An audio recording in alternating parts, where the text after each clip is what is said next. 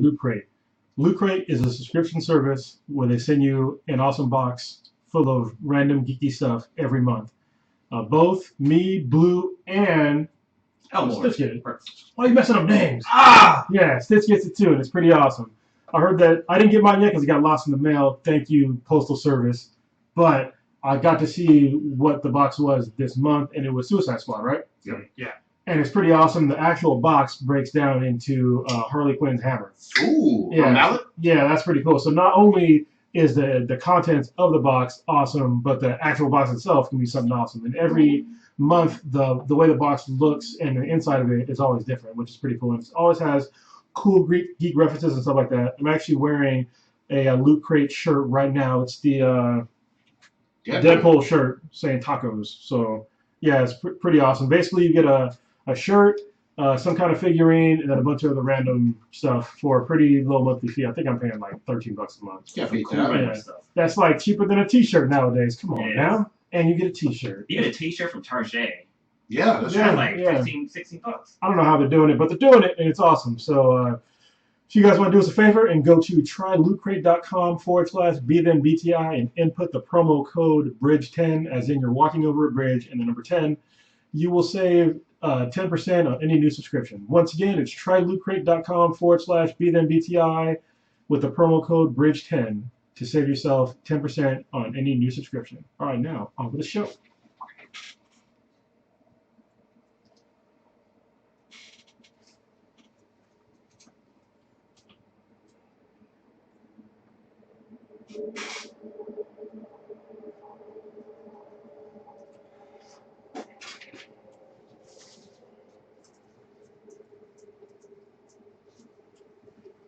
I don't care if you've been searching for Harambe in the upside down. If you smash that like button. Welcome to Black and the Black Times. I'm your host. The Dude Prodigy coming to you live and direct from the drill. Smoke me out, fam, with that dang shit on my lap. You old ninja. I almost messed that up. Yeah, you did.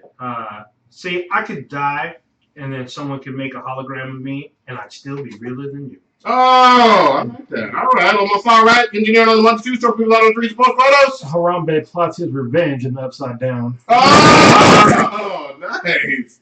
And last but not least, we got our boy Blue. This podcast coming straight in your ass like the TSA. Surely. Love that. Oh, you got to credit that, man, because folks don't know. Fucking line I heard in a trap song by Keith Ape? Yeah, Keith Ape. Holy shit, this guy's great. It's a Korean trap group. Oh man, if you don't know about Keith Ape, you better ask somebody. You better ask somebody. Man, ask us. Look him up on YouTube. We fucking know. He's got the mallet. This is I'm holding up now the Loot Crate box that actually my roommates got. So my roommates used our code, and they got their first Loot Crate box this month. Hell yeah! So this is the box. If you can see, it turns into Harley Quinn's mallet. You can see the little handle there. It's pretty easy instructions. This thing's fearless. This is a little weight to it. Yeah, it's solid too. Yeah. You probably hit a kid and make him cry. Yeah. So yeah, if you got badass kids, you're like Harley Quinn gonna get you. Bust their head like a grape. Oh! Bust it open. So yeah, I like that. So yeah, it's one of the many things you can get. They chose, I believe, the comic theme. Well, last month was Suicide Squad, but I think they chose the comic theme or something. But yeah, when you do Loot Crate, you can pick whatever theme you want. So yeah, look up lootcrate.com/BTI. We have another promo. 10 seconds in. Yeah. Well, I know our sponsors like that though. I love it. We just made a whole podcast on Loot Crate. I'm sure they like it, but we're not. So, we could do a whole unboxing video. Actually, next time I get one, I'll do an unboxing. Yeah. No Sketch this week. He's out saving the city, so shout out to him. But we're gonna rock and roll with it. We got plenty for y'all. Yeah, we do. Rock with it, roll with it. Yeah, shout out to Paul and James for coming on earlier. So for those of y'all that great fucking guest. didn't know, a couple of hours ago we actually had 2 guests on. Paul is in the strain that's coming up. Yep, season 3. Yeah, and James is basically his handler. I think Paul is like an assassin or something. He's got a handler. It's like, what the fuck? That's pretty cool. They were cool as fuck though. Man, that was a hilarious dank interview with them, man. Yeah, so be on the lookout for the strain next week. We'll be able to see 5 episodes in. You'll be able to see Paul on the strain. Yes. Yeah, and if Paul is ever single again, I will put some stock into real dolls. You will definitely finance them. Yes. You had 20 dolls. That was awesome. Yeah, it was funny because before we went live, like the conversation we were having with them was, man, we were fucking rolling. We're like, dude, why are we recording this already? Like, holy shit, we missed some good stuff, but we had good stuff on the tabs. Oh, of course we did. I love how they came in with dank material ready. Like, you know what I mean? Anyway, so they were Mason's cast. They were ready. And thank you to Kevin from Comic Noobs. Yeah, we love our boy Kevin. Who hooked us up with their contact info on Twitter and made it happen. So they don't DM. Hell yeah! All right. Shout out to Sucker Punch Productions, run by the two of them. So check them out. Hell yeah! Quick question. Actually, I was going to ask this for the Ask Steve and BTI question, but would you ever have sex with a real dog if you had the opportunity? It was fresh, brand new, with somebody else's. If I was single, I don't give a fuck. Yeah. It's basically like a fleshlight with lips and a face, right? Yeah. Would you hit it? I mean, I literally, I don't see why not. You know what I mean? Wait, so do you put your own lube in there, or what do you do? I think you have to fill it and it lubricates itself. Oh wow! So is there like a little fill tank in the back, and you hit you push the nipple a certain way, and it's you. I don't know. I think you turn it on. I think you know. Yeah, because someone actually showed it to. Oh, there's a guy who married his real dog. Yeah. He was like explaining all kinds of shit. But no, I would just stick to the fleshlight because it's easier to conceal. And clean. But you gotta clean that shit though. It's just like, you gotta clean both of them. But that's the part fleshlight's easy to clean. You put that in the dishwasher. Done. You got all kinds of I would not put it in the dishwasher. Yeah. The heat by itself. Hand wash. God. Yeah, you gotta take it apart. Well, it's funny. There's a YouTube video of a guy who repairs real dolls. Like that's a fucking job description. That's awesome. And he was on Touch.0 a few weeks ago, and it was just it was weird because he was cleaning the mouth of the real doll, and it still had lipstick on it, and he was fingering the badge and shit, taking out. Oh, it's fucking gross. Awesome. All right, I want to dive in. Should we start with Stranger Things? Yes, goddammit. Oh, we're gonna start with it. I mean, let's go. Let's go to the upside down. Do you want to do shout outs before? What shout outs you got? I'm just wondering if we want to give shout outs to new folks or if we're missing anything. Shout out everybody who's fucking listening. Actually, I want to do something new where I'm gonna give a shout out to the person who listens the most. Okay. This past week. Okay. Because a lot of people though, what they do is they listen to one episode and they go back and listen to a whole shitload. Mm-hmm. Okay. So it's been pretty awesome. This week, who would it be? Roll them dice. Bring it up. This week it is Ray Watts. We do not know you, but thank you for listening to 8 episodes in 1 week. So that's a lot of fucking time listening to our goddamn voices. So thank you very much. Damn, a 2-hour podcast, man. That's all fucking day. Good job. Shout out to you. All right. Yeah, and he just liked the last one. So that's funny that I just said his name and he just liked something. Like 33 minutes ago. There we go. All right, let's do it. Let's call it Fan of the Week. Yeah. So Fan of the Week. Good segment. I like it. Stranger Things. Gentlemen, we're all finished with this show. About goddamn time. Yes. This will be a spoiler filled for those of y'all that don't watch the show. Exactly. On Netflix. Netflix exclusive. Only 8 episodes. Yeah. But jam-packed with dangles. And it's easy to watch, too. It's easy to power through. It takes about 40 minutes? About an hour. About an hour each episode. Basically what the show is, it's based in the 80s, which is great.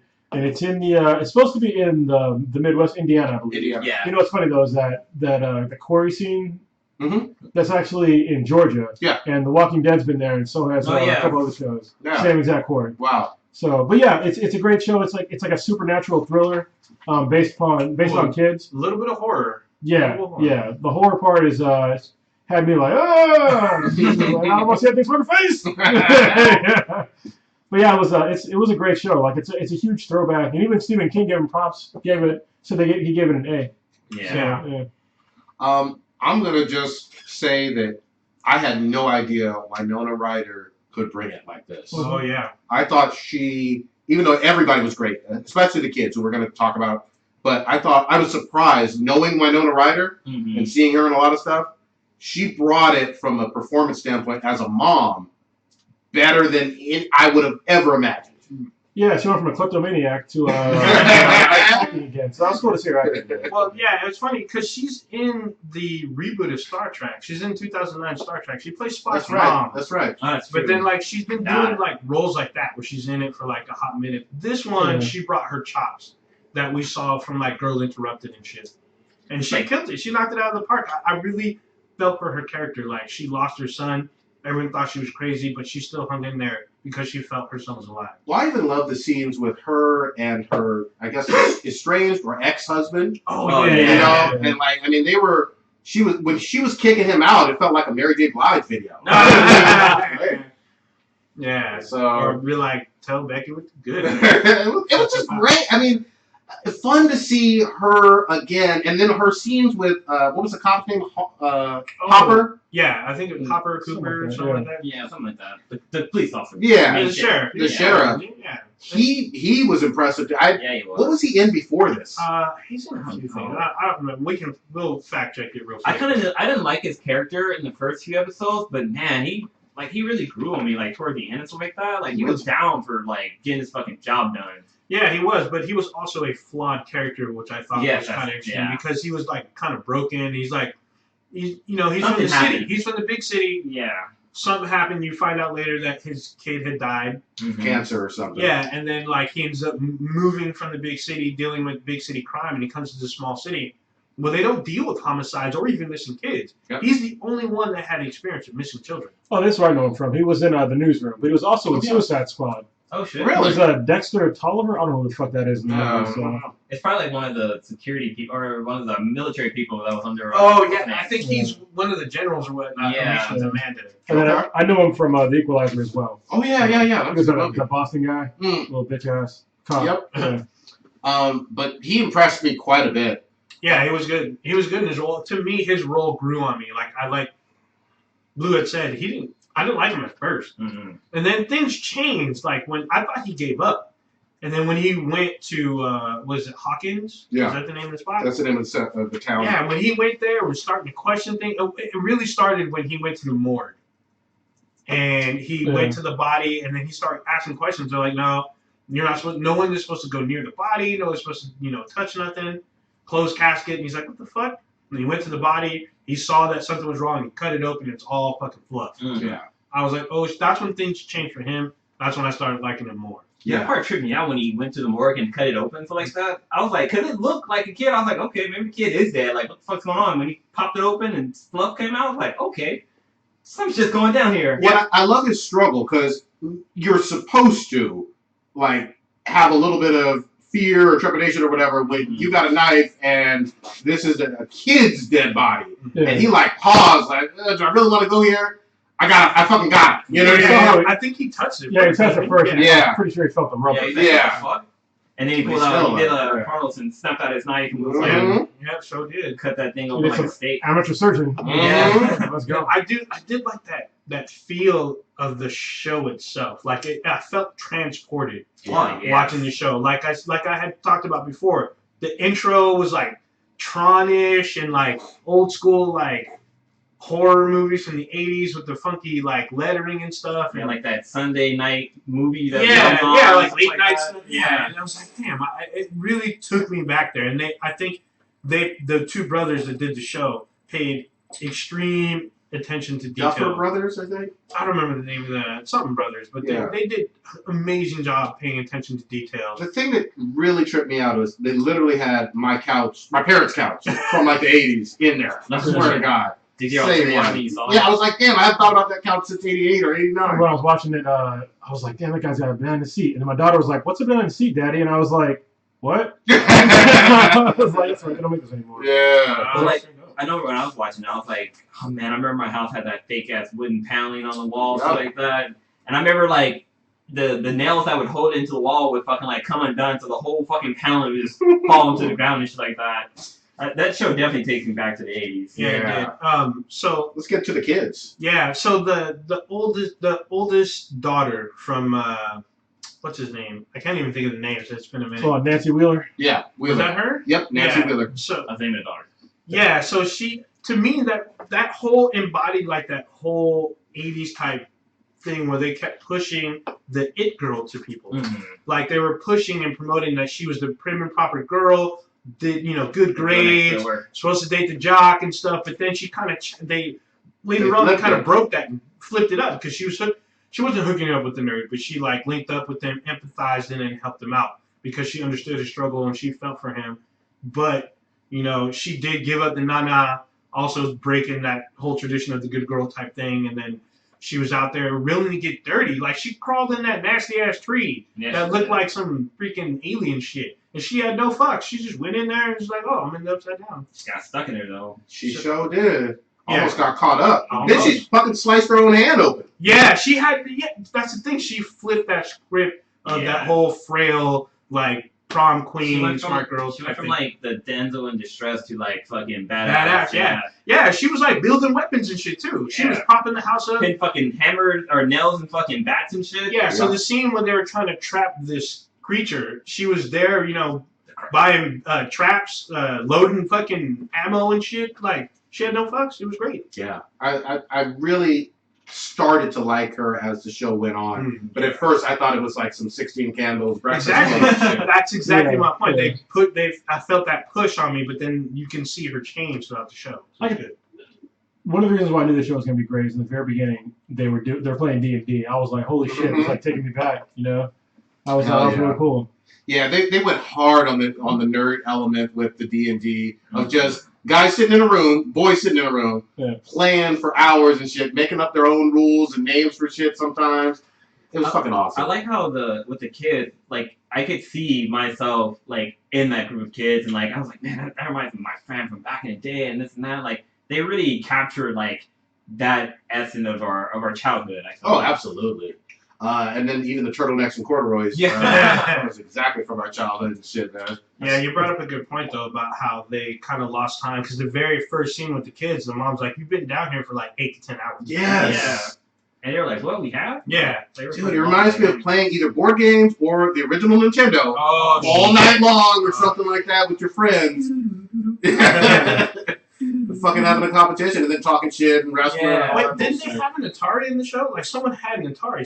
2600. Will wanted an Atari for Christmas. Oh, okay. Towards the end. Yeah. I like how they had a fucking tape deck in that shit. Yeah. Like, the brother was like, hey man, here's my hot mixtape right here. Check this shit out. Mm-hmm. That was fire. Yeah, exactly. Yeah, and the soundtrack for the show was great too. Like they had Was Era correct? Yep. Yeah, it was.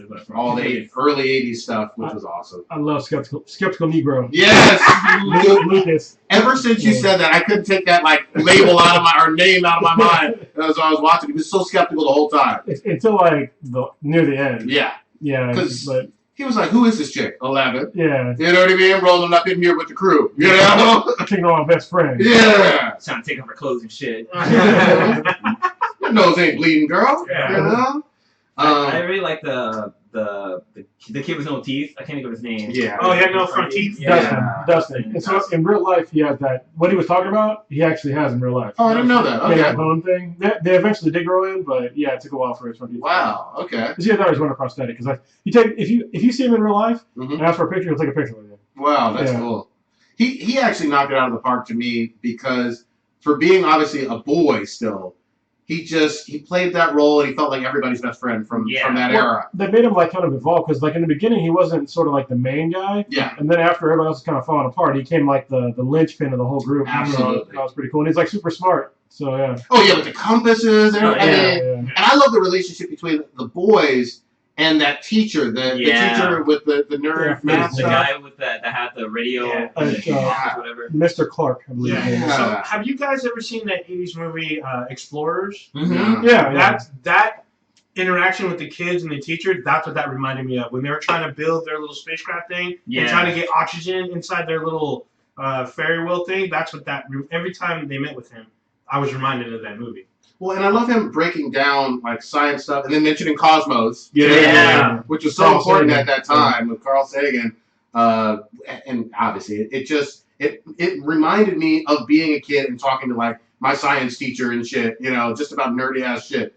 I like that one scene where the science teacher is trying to fucking Netflix and chill with the hot Asian chick. Yeah, exactly. I was like, oh man, these kids are fucking up his game. Trying to get it in. That's Sure, it. ready for it. It's like the girl's Asian. Yeah. Trying to get the pussy. He's like, hey, Yeah. can this shit wait till Monday when we back in school? No, you don't want to stun our curiosity, right? You know what I think is pretty cool about that is that so me and Stitch we went to go to the sensory deprivation flotation tank last week, and I thought it was cool that it was actually in the show. Like they showed like the original design, like when she was first in it. Like when they first opened, I knew exactly what the fuck it was because that John C. Lilly, the guy who invented the float tank, that was his original design. You had to go in there facing up, and you put on like this big ass old school like 40,000 meters under the sea scuba helmet, and then float there. And that's why she had weights in her vest. Yeah, to keep her down. Yeah. But then like the newer designs and stuff, like he could float, like you lay down and you float. Oh wow, that's cool. What was really interesting with that part was that it made me think of oh god, what can't think of the movie? It looks like some Houdini shit, basically. Yeah, like that whole tank thing. Yeah. That's really cool. And then like when they did it in the gym, that's like how you would. It was really big for a float tank, but that was cool the way they did it. The way the makeshift one. Yeah, the way they got all the salt. No, because you have to have a shitload of salt. Yeah. Like, the one that I was in was much smaller, but it takes 1,000 pounds. Actually, 1,200 pounds of salt, and it's like 10 inches deep. Yeah. And like not that big. So those are such good scenes. Yeah. The other thing I want to mention is I love the settings for the Upside Down. Oh, yeah.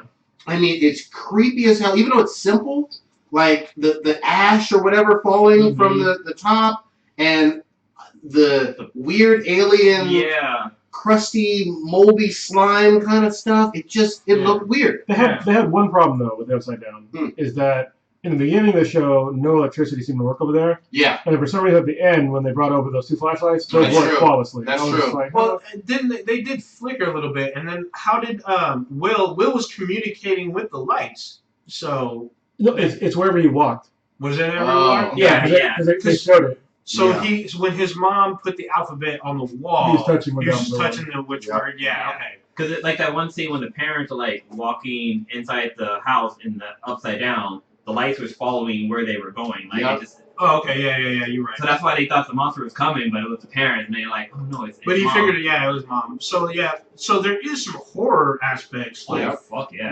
Cronus was talking about, especially the first time like the mom starts seeing shit, and you see this figure come out of the wall. It reminded me of the first Nightmare on Elm Street. When Freddy the wall. I was not ready for that. I was like, I literally froze. They had some great jump scares. They weren't jump scares, but there was some scary shit. Yeah. Where like it wasn't like an annoying horror movie where it's just like You know, just like in the distance there was like no sound. Yep. And you saw this like the first like 10 minutes you get to see the creature. And I was like, whoa, did I fucking see that? And like my daughter Kim, I didn't see it, and I was like, we're on tape. And I was like, I'm not tripping.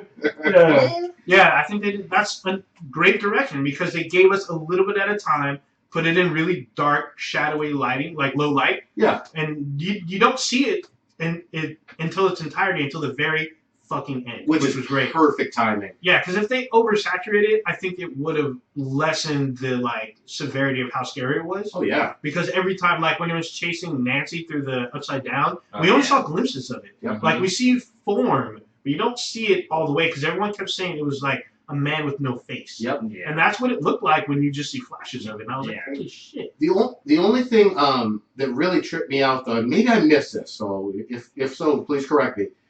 It seemed like Barb's parents didn't give a fuck about her. They did. Did we even see Barb's parents? Yeah, we briefly did on the phone. Yeah, that's it. And then it was like, oh, your daughter's gone. Barb is with Harambe now. Oh, damn. Yeah. So yeah, I saw something where like some article they're all talking about maybe they can bring Barb back. I'm like, no. Yeah, exactly. She was like literally it was like in Aliens where they cocooned that chick up and she was like frozen and shit, and I was like, no, that chick's gone. Yeah, the creators confirmed that Barb is gone. Yeah, she should stay gone. Unfortunately, but she had them thighs though. Well, what tripped me out though was they at first had her car like obviously right on the road, and then they did the conspiracy shit and moved it to like the bus station. But I was like, that's still not satisfying for her mama, who thinks her baby is either dead or just ran away. Like, so why would you run away with that? Why would you take your car to a bus station and then make no fucking sense? Yeah, I was like, And then I was like, well, is someone going to talk to that mama? Yeah. Or not?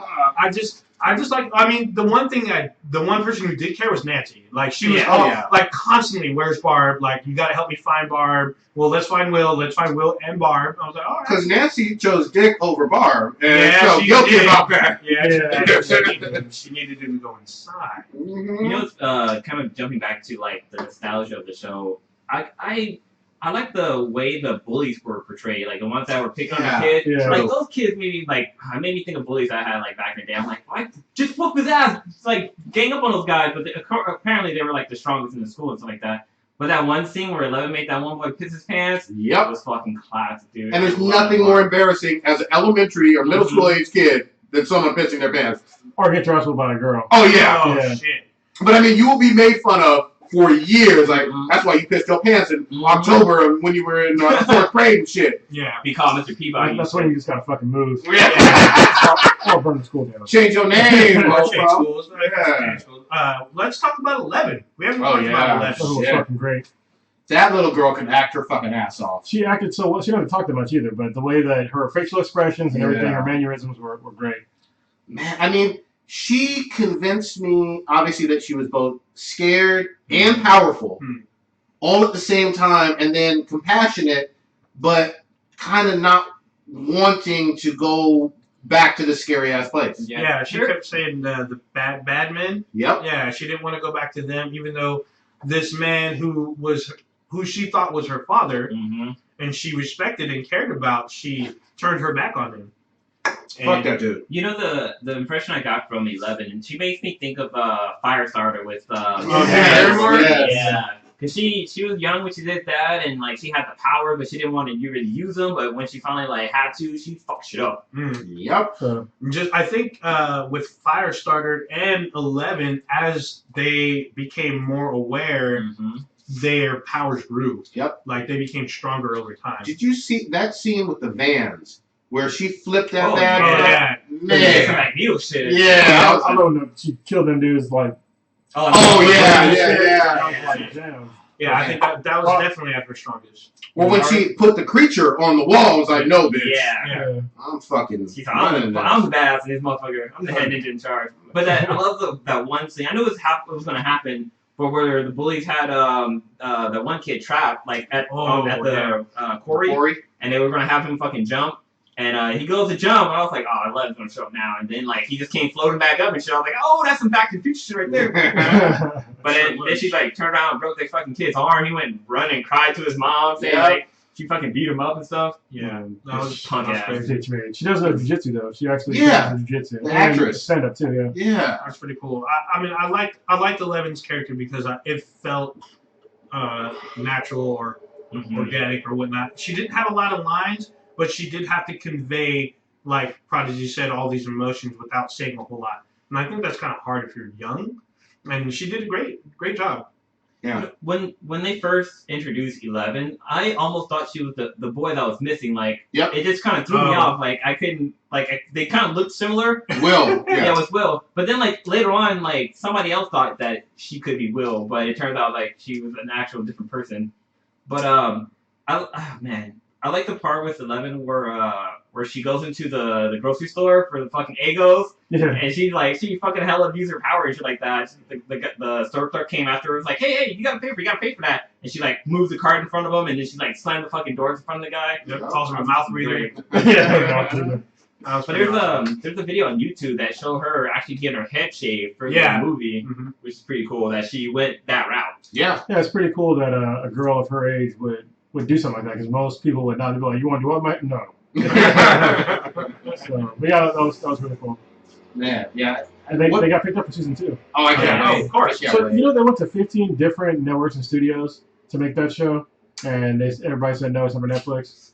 No vision. Yeah, you know? Yeah. It's something different. Exactly. Well, I know it's an 8-episode, hour-long episodes or whatever, not like a 22 or 24 or even episode, 13 or 13, but it just works. Yeah. You know. It was just right. Like, it left me satisfied. Like, the way it ended.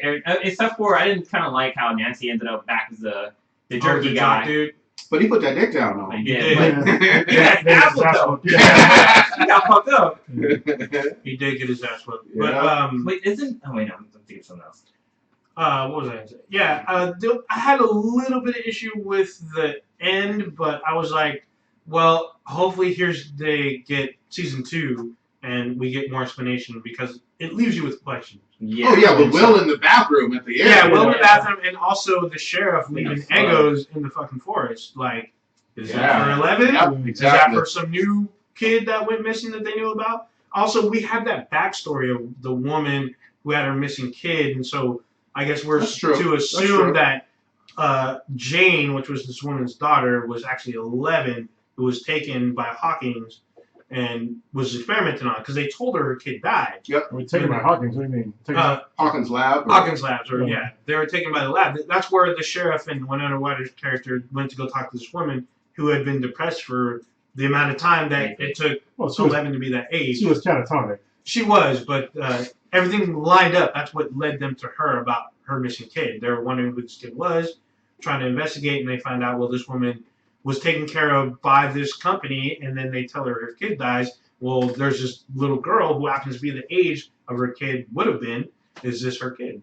Yeah. Did they experiment on her and give her powers? Well, that's what everybody assumed. Yeah, exactly. Yeah. Everybody assumes it. And it was like, well, like you don't get the exact like theory of what they're doing, but you get the gist that they're trying to do some Cold War type shit, like trying to Yeah, get Battle of the information from the Rescuers or Russians, something. and then they uncover something they didn't understand, but then they kept rolling with it. Yeah. Just like every other like 80s movie, they're like fucking with. Like what was it? Someone said I think Altered States, some shit like that. That was actually about the flotation tank. Yeah, The movie. but then it took you to this next plane though. Yeah, That's- yeah. I even got. That's where I go when I float. Ah. I trip my fucking balls out. Ah. I'm serious. No drugs needed. I'm just fucking tripping. There you go. I even got the feeling of E.T. though. You know Yeah, what I mean? yeah. In terms of the alien stuff and the government or whatever wanting to get Yeah. that kid or alien Kid back. running away from Yeah, Yeah. like that scene where they're all riding together. I was Yeah. like, fuck wives. Blow up that goddamn van. Yeah, exactly. Yeah, it was so good. I like that meme that had 11 with the wig on. Like, these fucking 11-year-old boys somehow took a fucking wig and blew it out, made it all fancy looking on her and shit like that. It's Yeah. funny. All right, so what we giving it, gentlemen? I'm giving it a solid 10. I give it a fucking 10 too. I'm gonna go 9.5 out of 10. Yeah, I gotta give it a 10. Wow. Okay. Yeah, 'cause it was so good. Like when I first started watching, it was late at night and I couldn't stop. Yeah. Like Yeah. I was like, fuck, I gotta keep watching. I slammed through 6 episodes yesterday. So. Yeah. So that would make this show our highest rated anything. Yeah, on Yeah, exactly. It was Yeah. We got one more review to get in terms of Stitches, but we'll get that I'm next pretty week. sure Stitch is gonna rate it pretty fucking I bad. haven't heard of anybody that said that it was bad. It's impossible to Yeah. hate it. It's impossible. Yeah, it's pretty hard, but it was What so is an good. IMDb? What's the Yeah, that's rating? good. Let's look at 9.1. 9.1. That's There you fucking go. high as shit. Yeah. Yes, it is. I wonder if that's a high. No, it's gonna. Nah. No, there's a little stuff high, but that's very high up. Popularity is number one. Yep. Yeah. I mean, if this is one of those like water cooler shows, like everyone I know was fucking talking about this shit. Yep. Mhm. I go to work, everyone's like, dude, I'm like this, how many episodes in? I'm this far, what happened? Everyone's like, hashtag, what happened to Will? I'm Yeah. like, holy Well, shit. the thing that I loved was it had no advertisement. Yeah. It was all Yeah, fucking word of mouth. We were at San Diego Comic Con and we kept hearing, or at least I kept hearing, "Oh, have you seen Stranger Things? Yeah. What the fuck are you doing with your life?" And I was Yeah, like, "What I the heard hell?" about it before. Like my cousin Enix, he was like, have you seen Stranger Things? And this is like 2 months ago. I'm like, no. He's like, dude, stop whatever you're fucking watching and you watch Stranger Things. I'm like, nah, I'll get to it. No. Go home right now and watch it. I waited a couple weeks and I was like, first episode, I was hooked. I was like, damn. Did it I come gotta out keep 2 months watching ago? I more. thought it came out like. No, it's been. I think it had to be July at Yeah, I least. believe like, well, Maybe early July. I don't know. came out a little bit ago because I talked when we talked about it. It had to been like it was right before Comic Con, so I Yeah. want to say early July. So it's practically September. So I was just thinking of the one scene where Will, not Will, but Nancy and the younger brother are like at a skateboard and like they're like not capping each other, but like they're trying to kind of dime each other out, but not Yeah. really. He's like, oh, I heard you were studying the human anatomy last night. Like, Yeah. what is going on? Like that shit was some classic ass shit. yeah, that was Came out on July 15th. Oh, wow, yeah, okay. So about a month ago, Yeah. a little more. Good Yeah. shit. All right, so we love it. If you haven't seen it, Definitely love it. you need to see it. So, should we switch gears to another extremely dank television program that we're all caught up on now? Might as well. Yeah. Mr. Motherfucking Robot. Holy shit. Yeah, season 2 has been fucking amazing. Yeah, set it up, man. Set it To say up. the least, I finally caught up with it. Obviously it starts off where season 1 dropped off, where they basically fucked the United States, like all the financial institutions. Yeah. And so there's been fallout because of that. I mean, people can't even get money anymore. I think they had like an allowance of $50 a day or some shit like that you could take out, and that was it. And then like what Elliot was doing, basically Elliot, he had a like a routine that he was doing every day, and he wasn't using computers. Mm-hmm. And then I'm not gonna spoil that part for you because it's fucking crazy. Yeah. But there's a reason why it's like that. Fucking twist. Yeah, and then there was a whole bunch of other dank ass shit about like when he got jumped and went to like this whole different like 80s fucking theme. It was like, I was like, holy Like shit. Full House, dude. Yeah, it's like Full House. Straight Full House. It had the laugh track and like the font and shit. The lighting on that dank ass episode from two episodes 2 ago. weeks ago. Yeah. With 80s/early 90s USA commercials. Oh yeah, that shit too was fucking great, and it had Alf on there. Yeah, they even if you're watching it in HD, they actually changed the format to be like the 420p. Yeah, 480. It's 4:3 though. Is it 4? Yeah. They like you can see the aspect ratio change. I'm like, what's wrong with this fucking thing? I'm like, oh wait, this is like the old fucking format. Yep. Like before HD. I like how they changed the intro too for Mr. Robot too. For that, it was basically like it showed like the cast name and not their character's name, but they showed like whoever their actors are. Yeah. They did like old school fucking Full House with it. Yeah, they sure did. And then fucking Alf shows up on the fucking nowhere. Out of nowhere. And they didn't set it up for shit. Like, they just started the episode. Yeah. Here's this dank ass shit. Because in the last episode, it was him getting his ass whooped. Yeah. And then the next episode was like them in the 80s. Yep. And you're like, what the fuck is going on? Am I on the right channel? Am I watching the right show? Alright. I'll tell you what, though. That Tyrell Werlick's fucking wife. God damn, she's bad. What's her name? I can't remember. No, but she's bad. I think I'm still pretty sure that Tyrell is one of Elliot's personalities. Yeah, see, I disagree with that because there's 2 reasons why. One, the first season of Mr. Robot, Elliot goes and meets the wife, and they have like a little like tiff between them because Elliot is looking. She could know. Yep. Yeah, but they got into like almost an argument. And Well, I mean, actually, because the difference between those two is that Elliot always had on that black sweater with the hoodie. She probably knew like that her husband was Elliot at this point in time. Yeah, but he came over looking for Tyrell. Joanna. Yeah, and then on top of that, the next episode, this season. I'm sorry, this season, she gets a phone call from someone, and it's like whoever is on the phone, you can hear emergency vehicles. Now I assumed that it was Tyrell. But if it was Tyrell, and if Tyrell is Elliot, then he wouldn't have been able to make that call because of where he is. Look the way that Fight Club did it. Yeah. You were convinced up until like the moment when they said the name. But based on where we know, I don't want to spoil too much, but based on where we know Elliot is, he would not have been able to make that phone call from on the corner where she was. Well, you don't know if that was him or not. We don't. Yeah, I don't. But that's why I said if that was him. And if he is Tyrell, then that would not. Well, it would make sense how he disappeared when Elliot disappeared. I got that part, so I understand that does make sense. But we do find out in the 90s / episode that Elliot did shoot Tyrell. No, maybe. His dad shot him, as in like he killed him in his head. But yeah, because like in the first episode or two, Mr. Robot shoots Elliot in the head. He does, and he fucking like falls and he like pretend like he's dead, but he gets back up. But they don't say that Tyrell's dead. They just said that he shot him. Yeah, that's all they do. They do say he only shot him. So this is the possibility is still there. However, I still think that Tyrell and Elliot was in the trunk. He was in the trunk. Yeah, this is one of those shows where now everybody's going to have great theories, and it's very plausible that Tyrell is in Elliot's head. All I know is I want to fuck that FBI agent. Double clicking the mouse. So we didn't talk about how she went and was investigating the Dark Army. Her name is Grace Gummer. Yeah, I like her. And I've seen her before on some other shit.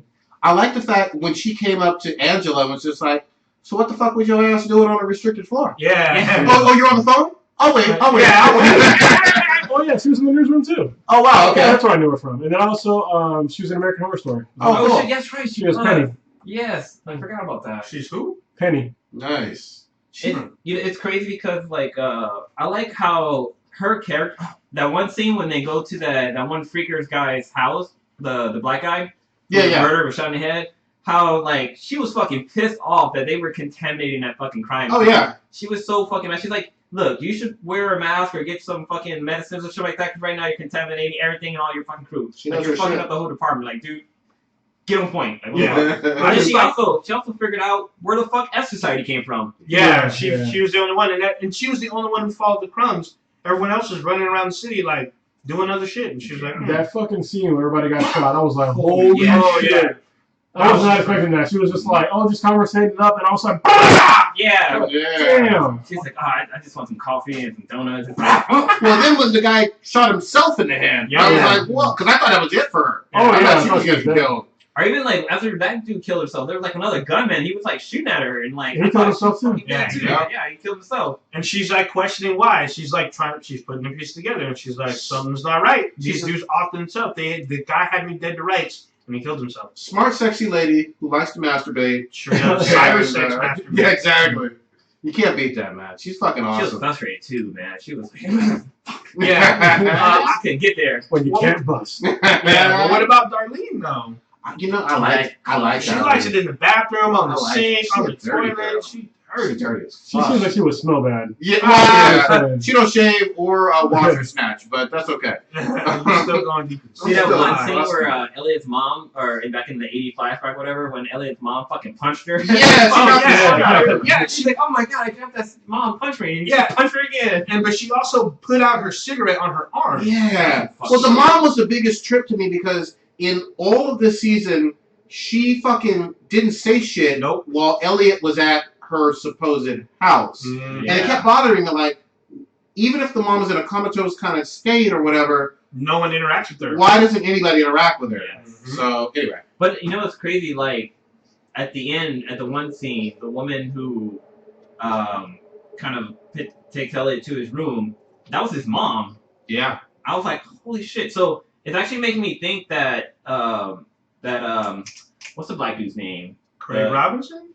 The one with the fro? Yeah, Craig Robinson. I forget his name. It's made me wonder if he might be part of that area. If she was the person that put him in the room, he's the one that runs the facility. You know what I mean? Yeah, that's I didn't know a spoiler. I'm trying to. Craig Robinson is actually first of all, very likable initially. Yeah. And then the scariest motherfucker on the planet. Oh yeah. I was like, holy shit. You don't fucking look at that file. Yeah. He said, don't look where you don't need to look. Motherfucker. But right when Elliot, when he looked at the files and shit like that, I'm like, oh fuck, this is episode 1 with the guy that had a coffee shop, with the bandwidth that had the fucking child porn and shit like that. It's just a great show. Holy shit. So the guy that plays Leon was a goddamn ninja. Yeah. I was like, holy shit. His name is literally Joey Badass. Are you kidding me? That's his actor name. Dude, I'm going to try to get him on the show. That guy, I love the fact that he's this young black dude talking about Seinfeld as a trip. I don't understand this show. But that one scene in the fucking alleyway. Whoa, wait. Ninja. Are we going into that episode? Because we talked about the 90s episode. Are we shifting? Because there's a lot of shit that went down. It's up to y'all. Y'all say we want to save it for Stitch, or we want to keep going? What y'all say? Oh, we say something for Stitch, I guess. Yeah, we'll say it's a great episode, though. Yeah, that fucking scene. Well, I mean, we kind of touched on it with the whole, a little bit. not dark, I guess the dark web. Where, no, that was before that. That's before he got his ass kicked. And that was before the 90s episode. Because in the 90s episode, every time he looked into a mirror, he's watching himself get his ass kicked. That's true. Yeah, or when he was looking at Darlene playing the Game Boy. Game Boy and shit like that. Like, what you watching? I was like, oh shit, we're going to see Tetris. So I'm like, oh no, he's getting his ass fucking beat. But what's crazy too is that when he was in that alleyway getting his ass beat, that Mr. Robot stepped in. Every time the guy threw a punch, he turned into Mr. Robot. And it was a quick flash. Because you can tell, you can see a hat. Yeah, where'd the hat come from? I was like, oh shit. It's a brilliantly laid out show. So yeah, we're going to keep watching. So it is on tonight, because we are casting on Wednesday, so the episode airs tonight. I'm going to watch it right now. Yeah, it comes on at 10, right? It comes on at 10, because the first episode they had, I don't know how they got away with saying fuck. Like they said fuck a few that's times. right. And they started editing it more now. Yeah. Yeah, but there's still the characters still say it. But I was watching with the subtitles, and I was like, "Oh shit, they're actually saying fuck on this." Yeah. But then, like later on, it was like bleeped out, or they would say like just cut F-part. the air. Yeah, because like the dude, what's his name, Joey Badass, he was talking about Seinfeld, and like Elliot's like narrating, and he's all, I think this show has him fucked up, and then literally he's all, this show's got me fucked up. Yeah. And I'm like, wait, he actually said this show has me fucked up. There was no bleep or like disappearance of sound. He actually said that shit. It's gonna put them FCC fines. Yeah. Well, so it's a cable network. it is, you know? and it's after 10. Yeah. So who knows? But But they only Joey did Badass. they only did it once. So and now when they say like when in the 90s episode, Elliot tries to cuss, and every time it starts beeping. Yeah, yeah. And so Yeah. the laugh track starts getting louder and louder because people are laughing. That's fucking great, man. But does nobody watches the after show? Whatever. I don't watch. I mean, we No. talked about it a little bit. That Yeah. that's a lot of television. It is. But Probably for the finale, I will. yeah, that's a good point. Or if they have a mid-season, because there's only 13 episodes per season. Yeah. So I think it's worth it. So fucking dang. All So, right. yeah. Y'all want to switch gears? Damn, there's something I was fucking thinking of. It's totally slipped my mind about Alright. the show. Oh shit, that one scene. So in like episode 1 or 2, like there's a chick with a fucking state-of-the-art fucking house with goddamn pool and shit Yeah, in yeah. New York. So you know it's gotta have fucking money, and everything's like fucking wired, like everything's connected and stuff like that. And this chick is like inside of her house, and like her fucking projectors start coming down, start showing the news and stuff like that. And then like her music started getting loud, and the AC got really fucking cold or really hot, or when she was swimming in the pool. So basically, her fucking house got fucking hacked, Yeah. which is fucking great. It's like a real like true to the fucking story of like how you can't really just fucking trust check houses like that. Yeah. But like the woman like leaves her fucking house. She's like, I can't do this. You guys gotta come and fix this shit. The moment she leaves her house, fucking Darlene fucking walks up, unlocks the door, and now it's fucking S Society's fucking home base. Yeah, love it. sure is. It's funny because she is the head of their legal department or some shit at E Corp. She went So, on and did yeah, that. she's because she's their lawyer. She's in the next scene. They're talking about the demands for F Society and about how they're demanding money. Fucking and then, $5 million. Yeah, and then they command them to burn the money. So she's in that scene. That actress is actually on House of Cards, which I've been watching. It's a good show. Shit, they had a little time. You know All what? right. Let's I like how the blonde chick has been kind of like Angela. Yeah, she I love got Angela. into the she's been out of it. But she's been doing like those affirmations though. She's Yeah. like going a little crazy. Yeah, she's like lost it. And I was just like, what the fuck? Yeah, well, I mean, that's got to be fucking stressful as fuck. The FBI is on your ass and you're Well, doing not, dirt. it wasn't just that, because she was trying to do the lawsuit. Yeah, and that's then, true. She ends up working for the company that she hates, thinking that she can use her position as leverage, but it's not really working out the way When she was in that meeting, like, hey, I can type up those notes if you give me Oh, access. yeah, I was like, right. bitch, that's real you crazy. ain't slick at all. You can't man. do that on the first fucking meeting. Yeah. You can't try to swim in the butt. Rub the elbows first. Yeah, exactly. Like, as soon as she talks, she ends the meeting. And he's all, enjoy the food. He's all, let me put you here because someone told me to. Go Yeah. fuck He you. said I can do what the fuck I want with you. I was like, it's gonna fuck her. Like, every scene with her and like the CEO guy, I'm always like, dude's gonna try to fucking like smash that Dude, shit. Every time. He was like, you want to come to my birthday party? I was like, you old ass fucking And she dirty man. flat out says no, and he's all, I'll meet me next year. And I thought he was gonna like try to take it from her. Yeah. And I was like, no, he just gets up and walks away. And then maybe next year. and he doesn't fire her or anything. So it's No, like, but it's fucking weird. we know from early on that she is part of their plan with the Dark Army. Yeah. Because the BD Wan's character calls and asks about her specifically and how she fits into everything. So we as viewers don't know their whole plan, but she's part of their thing. We know the Dark Army is behind it too because like they work with Elliot for like setting all this shit up. So like Yeah, they're behind. They're behind the whole economic crash. If it wasn't for them, F Society wouldn't have been able to get it done. no. And then it's like they're being investigated by the FBI, but they're also being circumvented because they're working with E Corp as well. So I'm trying to see what their end game is exactly. What was their whole purpose?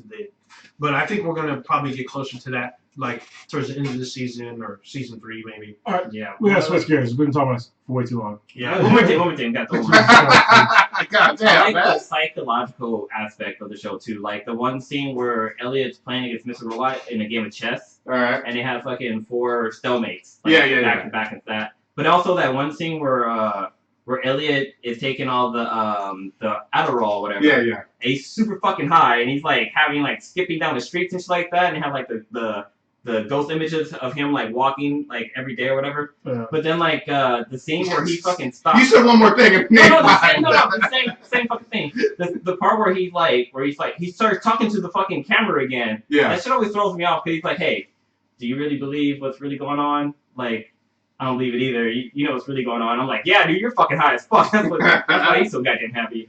All right. Good shit. All right, can we stop talking about it now? Go ahead. All right. It's a great show. What's this thing about no homework for the kids? Oh yeah, so I can't remember what state it was, but there was a teacher who had sent a letter with the parents letting them know that like she isn't going to be giving the kids any homework assignments at all, and that she wants that time to be spent with having dinner at the table, spending time with your kids, maybe like playing games or whatever with them. And I wanted to ask, like, what do your guys think about that? So this is the weird thing about that whole thing. So school, we have this, the way that we model our schools is actually after like a Russian system back in the day. Is to build workers.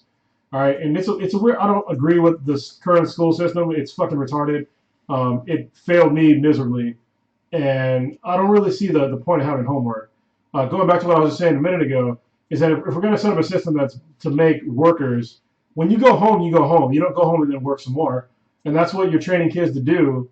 Like when you're giving them homework, like I understand giving them a little bit to like work at home, but a lot of these kids are getting fucking crushed by homework. Yes. So basically, you're working for pretty much 12 hours a day on some bullshit, trying to learn, and a lot of it is, first of all, it's usually way too hard, and it's just too fucking much. And I don't think young kids need to be crushed by homework. So going to the news article, it was a second grade teacher in Texas who sent a letter to a parent, and the parent posted up on Facebook, and it went viral basically. And basically she said like, yeah, no, the kids won't have any homework this entire school year, and like there's no scientific study that shows that homework improves a kid's mental capacity or ability, whatever not, and that actually not having homework actually is better for the kids because they have time to like, I guess, process what they took in for that day. Yeah. So I guess it really depends, I think, on the subject. Like, what subject does this teacher teach? It's second grade. Second grade. Yeah, so it's everything. Yeah, so I guess at that age, if they're really that young, I can see that. But like as you get older, like especially with mathematics, I think with math you need to practice. Not just practice. You could just have practice time at school, though. You could, but I mean, I think it helps if you practice at least an hour or two at home, especially if you're doing. This is the key part, though, is that if you're doing practice at school with a teacher there, you can ask them for fucking help, other than asking your parents to have to like refresh his old ass knowledge, or if they're in Common Core, the lack of knowledge, because it's fucking ridiculous. I think it's better to have a professional there on site to help you if you need help. Yeah, I think that works too. But I know, so on the college level, I can speak on this. Like we've had teachers that are like, well, there's homework assignments, but it's optional. But if you do this, this will help you on the test. Well, and you can go to school and not do the homework, and then you can end up failing miserably because you don't know the material. Like they talk about the material, but they don't actually go through some of the exercises, and that's what you're supposed to do on your own. All right, but let's not blow this out of proportion. This is one fucking teacher. This is one fucking. Yeah. Well, there's actually other schools that actually are doing this, where they're not assigning homework to kids. Okay. And the kids are doing really well in school. Still seems like, at least, not saying I agree or disagree or whatever, but I'm just saying it's definitely the minority, the small minority that would be doing that. Well, if you think of it like this, like if the results work, fine. If you're like, we're all adults now, right? And we're not going home with fucking like work that we have to do most of the time. When I sign off, I'm fucking might as well be a goddamn ghost. I'm not too. When work is over, work's over. I'm like, I may think of work, but like, yeah, I'm not fucking. Yeah, see, I know. Unless I get paid for it. Yeah, I know people who take their work home and still kind of. And they're miserable, This right? is the reason why. Since we teach them in school to just keep working. It's like, no, enjoy your goddamn life after you're off work. Yeah, so as far as them being in second grade, I don't see too big of an issue with this, but I think as they get older, they should have at least a little bit of stuff to practice with. But right now, the second grade thing, I don't see a big issue. All right. I think that homework should be in schools. My honest opinion. I mean, yeah, like you can go home and study or maybe fucking read a book, but that's your time to fucking like chill and unfucking whine. Like you don't want to be stressing over fucking school all fucking day. Yeah. All right. So I guess we can switch gears a little bit to gaming. Oh, I was about to say, damn. What you got on gaming? Talk about somebody. Any of you guys play Titanfall 2? Oh, fuck. Oh, well, I did at San Diego Comic-Con. How'd you like it? I liked it, but like I said it before, it is a little slower than the first one, but there's a lot more fucking options before it, because each Titan is actually spec'd out different than one another. And I fucking grappling hook. That shit was pretty Yeah, awesome. I didn't get a chance to do that. So you're on the demo, right? It was the technical test. Okay. Yeah. Which it's fucking demo. But yeah, I've only got to play it twice. Oh, yeah. Because I was just busy, but that shit was dope. I liked it a Yeah, lot. I was very impressed. So this is like 5-on-5 or something. So I played 5-on-5 plus AI. Okay. Okay, So yeah, it was a lot of fun. Sounds like because I think the original is 6-on-6, depending on the mode, and then plus AI. Well, hold on. Let me ask some questions though. So big map, I'm assuming, right? It was decent size. It wasn't huge, but But so if you're in the mech doesn't fly though, right? no. Okay. All right. But the mech shit, I mean, it fucks it up. But when you're just by yourself, it's awesome because Yeah. you feel like you can take down. I took down a couple mechs by myself. Yeah, Wow. you can. Yeah, I think the best thing is rodeo. Did you rodeo Titan? Oh, a whole bunch of them. I use Yeah. grappling hook though. So So that's the thing. Like when you have the grappling hook, it's like you take the back of one of those goddamn things, and it's almost unfair. Wow. But now you have to do it a couple times on this one. So I had to do it like for each time, maybe like 3 or 4 times on the back to get it like completely destroyed. Okay. Really? Yeah. That's interesting. So in terms of the weapons on the mech versus like being a normal human walking around, how did you like that transition? 'Cause Oh it's not the same yeah, weapons, it's of course. fucking just Yeah. fucks it up. Okay. Yeah. Yeah, so when you're a pilot, as I say, the human, you have to have like a mech weapon. So it's a specific weapon to take down a mech or to bring down their shields and then do armor damage. They all have them. Yeah. Yeah, so and you can pick which one you want because they do like you can have a repeater or like a beam one. I think there's mines. I think there's a couple of new ones that I didn't see. But in the first Titanfall and then the one I played in San Diego, if I rodeoed a mech, I could almost bring it down like in one sitting. I think it depends on your weapon too. No, well, the way I was doing, I was tossing grenades in. So okay. first I had to get the port open. Then I had to then I had to pull something out the next time. Then I had to toss 2 grenades. Yeah. So, See, yeah. I used I did the one where I used my primary weapon and just shoot vital systems, and you can see their like health go or the armor go down. But they have like in the first one they have like a mist or a smoke that does damage to a pilot if they're on top because it warns you that someone's on. You just do a smoke and it does damage to the pilot, which could eventually kill them once you level it up. So that worked out pretty dope. Just the videos look awesome. I mean, The first one is fucking fun. I still play the game. But it's online only. That's the only problem that I have. It's online only, and it was only for the Xbox One, which I have now, but I'm not going to go back and buy it. Yeah, tell me I this mean, though, did they release a lot of DLC for that first one? Yeah, they released 3 different packs, which was super. Not just skin shit. No, there's new maps and new modes because in the first vanilla version of the game, you couldn't do. They have like a pilot versus pilot, so basically 8-on-8 with just pilots, no mechs, no AI. It's just like standard deathmatch. Yeah. So they added that later. They added like a horde mode. Okay. So like it's you and like 5 people versus like rogue mechs, and you have to hold the point, I love which that. was fucking dope. I was like, holy shit! So like they can do damage to this like area that you have to hold. If they blow it up, you lose, and if you have to survive like I think it's 10 or 15 waves, and then you can unlock a bunch of shit. It was pretty fucking dope. I was shocked that came in the last like map pack. There's I think 3. There's 3 big maps. Each one there's this shit like the vanilla version 15 maps. Yeah. And then the second one they added like 5 maps more, and then each one came with new modes. It had a ton of shit. They added like more mechanics to the game, so it was great. Shut up and take my money. So yeah, I'm actually really excited for everyone to try Titanfall 2. I haven't decided what system I'm getting on, but I'm definitely fucking getting it. You know what I'd like to see come back is that one arcade game, Virtual On. Yeah, I love that game. Oh, I shit! look at that game. Holy Yeah. shit! I love that goddamn That's game. super. Can't you get it on Steam? I don't know. No, I need the fucking cabinet. If I, after we're done getting this fucking baby, I might look into getting one because I used to love playing that fucking thing. So if you get a cabinet, are you gonna get the one that has like 1,000 games, or are you gonna try to?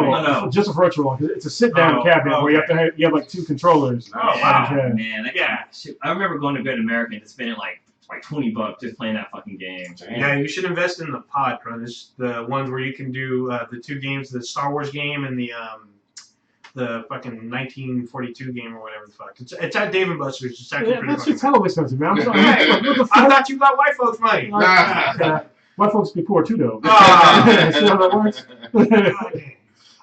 Real quick in gaming, a big anniversary happened. What was it 2 days ago? Oh, yeah. The Super Nintendo turned 25 fucking years old. Yeah. I remember when it first came out, I was fucking amazed. Yeah, man, the graphics. Super Mario World or whatever.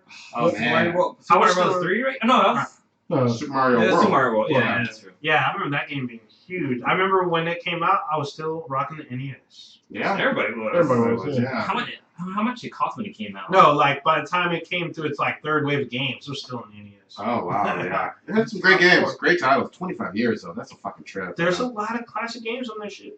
Yeah, so. Games that people are Oh, did you hear that Toe Jam and Earl is coming out next year? Yes, I love that game, That's a man. great game. So is it still by Sega, or did Sega sell it, or who I have no knows? idea, but it's coming out next year. It looks like Toe Jam and Earl except for new graphics. So like, all I right. fuck with that, man. So Blue. So wait, looking at the specs for the for the Super Nintendo, it had a 3.5 megahertz processor. Yeah, megahertz. Damn. Yeah, dude, that my cell phone is way more powerful than that shit right And it there. still played Street Fighter 2. Yeah, Yeah, it did. yeah. I remember everything that came out was always super.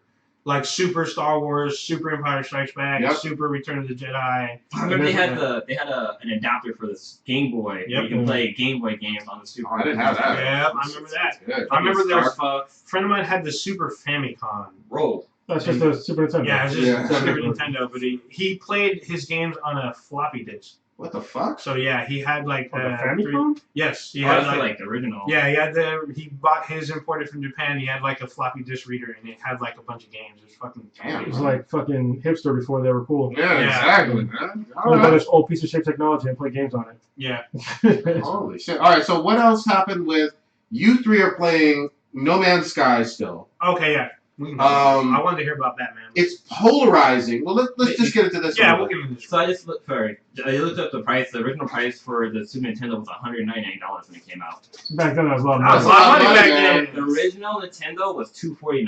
Yeah, that Damn. was more expensive. Yeah, holy shit. God dude. damn. 84, I 85? remember Nintendo, they first made trading cards. Yeah, Well, not trading cards, sorry, like actual playing cards. yeah. Yeah, So didn't they them- make toys too? No, the first things they made were playing cards. And so for them to go from like playing cards to making actual consoles, it's a huge leap, and you got to make a lot of funds for that. So Well, remember, too, though, that NES was so much more powerful than the Ataris Oh, yeah. and all the other stuff you had seen. Like, picture the 2600 and then picture all the games on the NES, and you're Yeah. like, holy shit, this is a giant leap forward. It was. I'm looking at the prices of video games or consoles when they came out. adjusted. Dreamcast was $199 when it came out, Yeah, Pretty which fair. is fucking great. That thing was beyond its fucking time. It It's one of my was. favorite consoles of all time. But it didn't have the support. It didn't. It has first.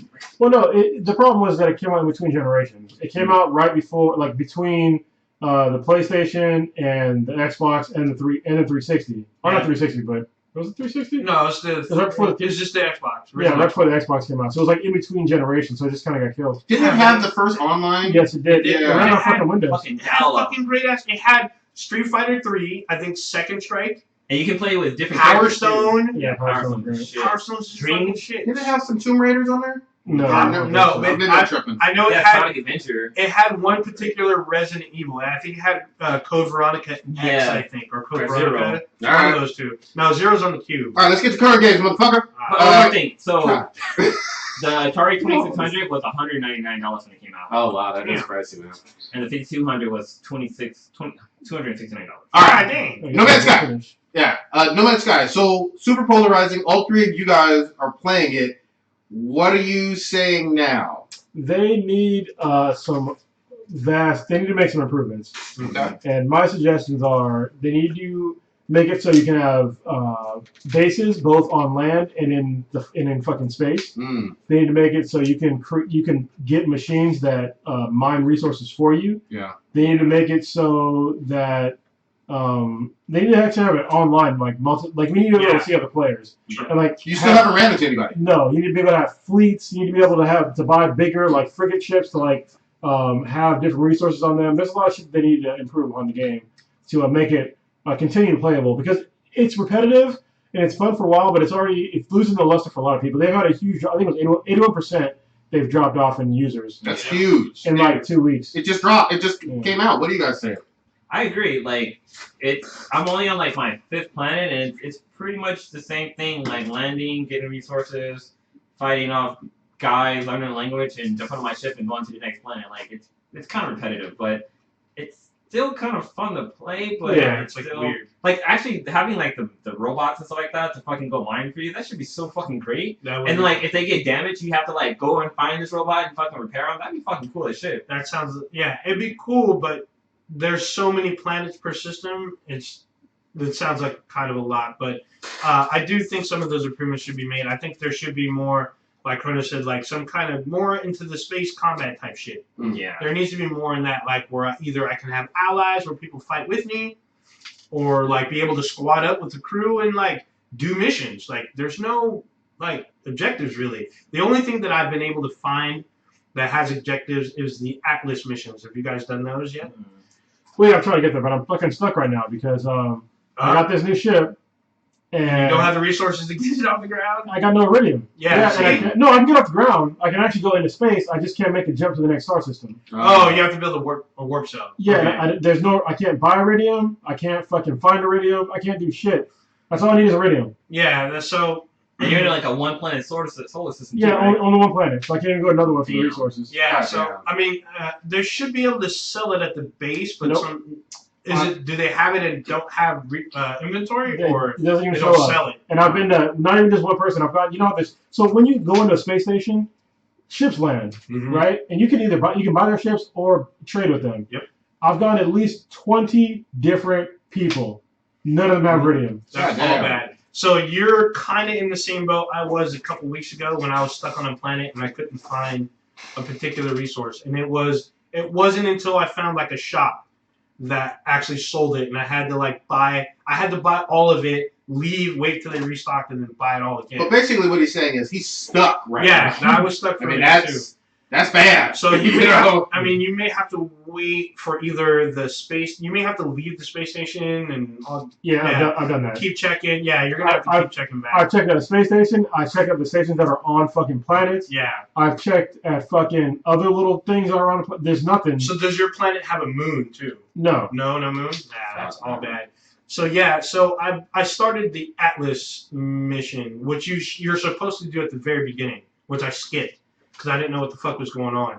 And I guess you can only get to it when you do free roam, and you have to jump to in the galaxy map. There's like different colored stars. Yeah. If you jump to a green star, I guess you can get it there. That's not correct either. You can take the path of the Atlas. I've done that. Nothing. Well, it tells you like where to go. Even That did that too. Nothing. I had to jump off the path to a green planet, and then I was able to get. You find an anomaly. Once you get the anomaly, it sets you on a path. You have to choose if you want that path. My anomaly wasn't through free roam though. Yeah, that's the thing. I skipped it in the beginning.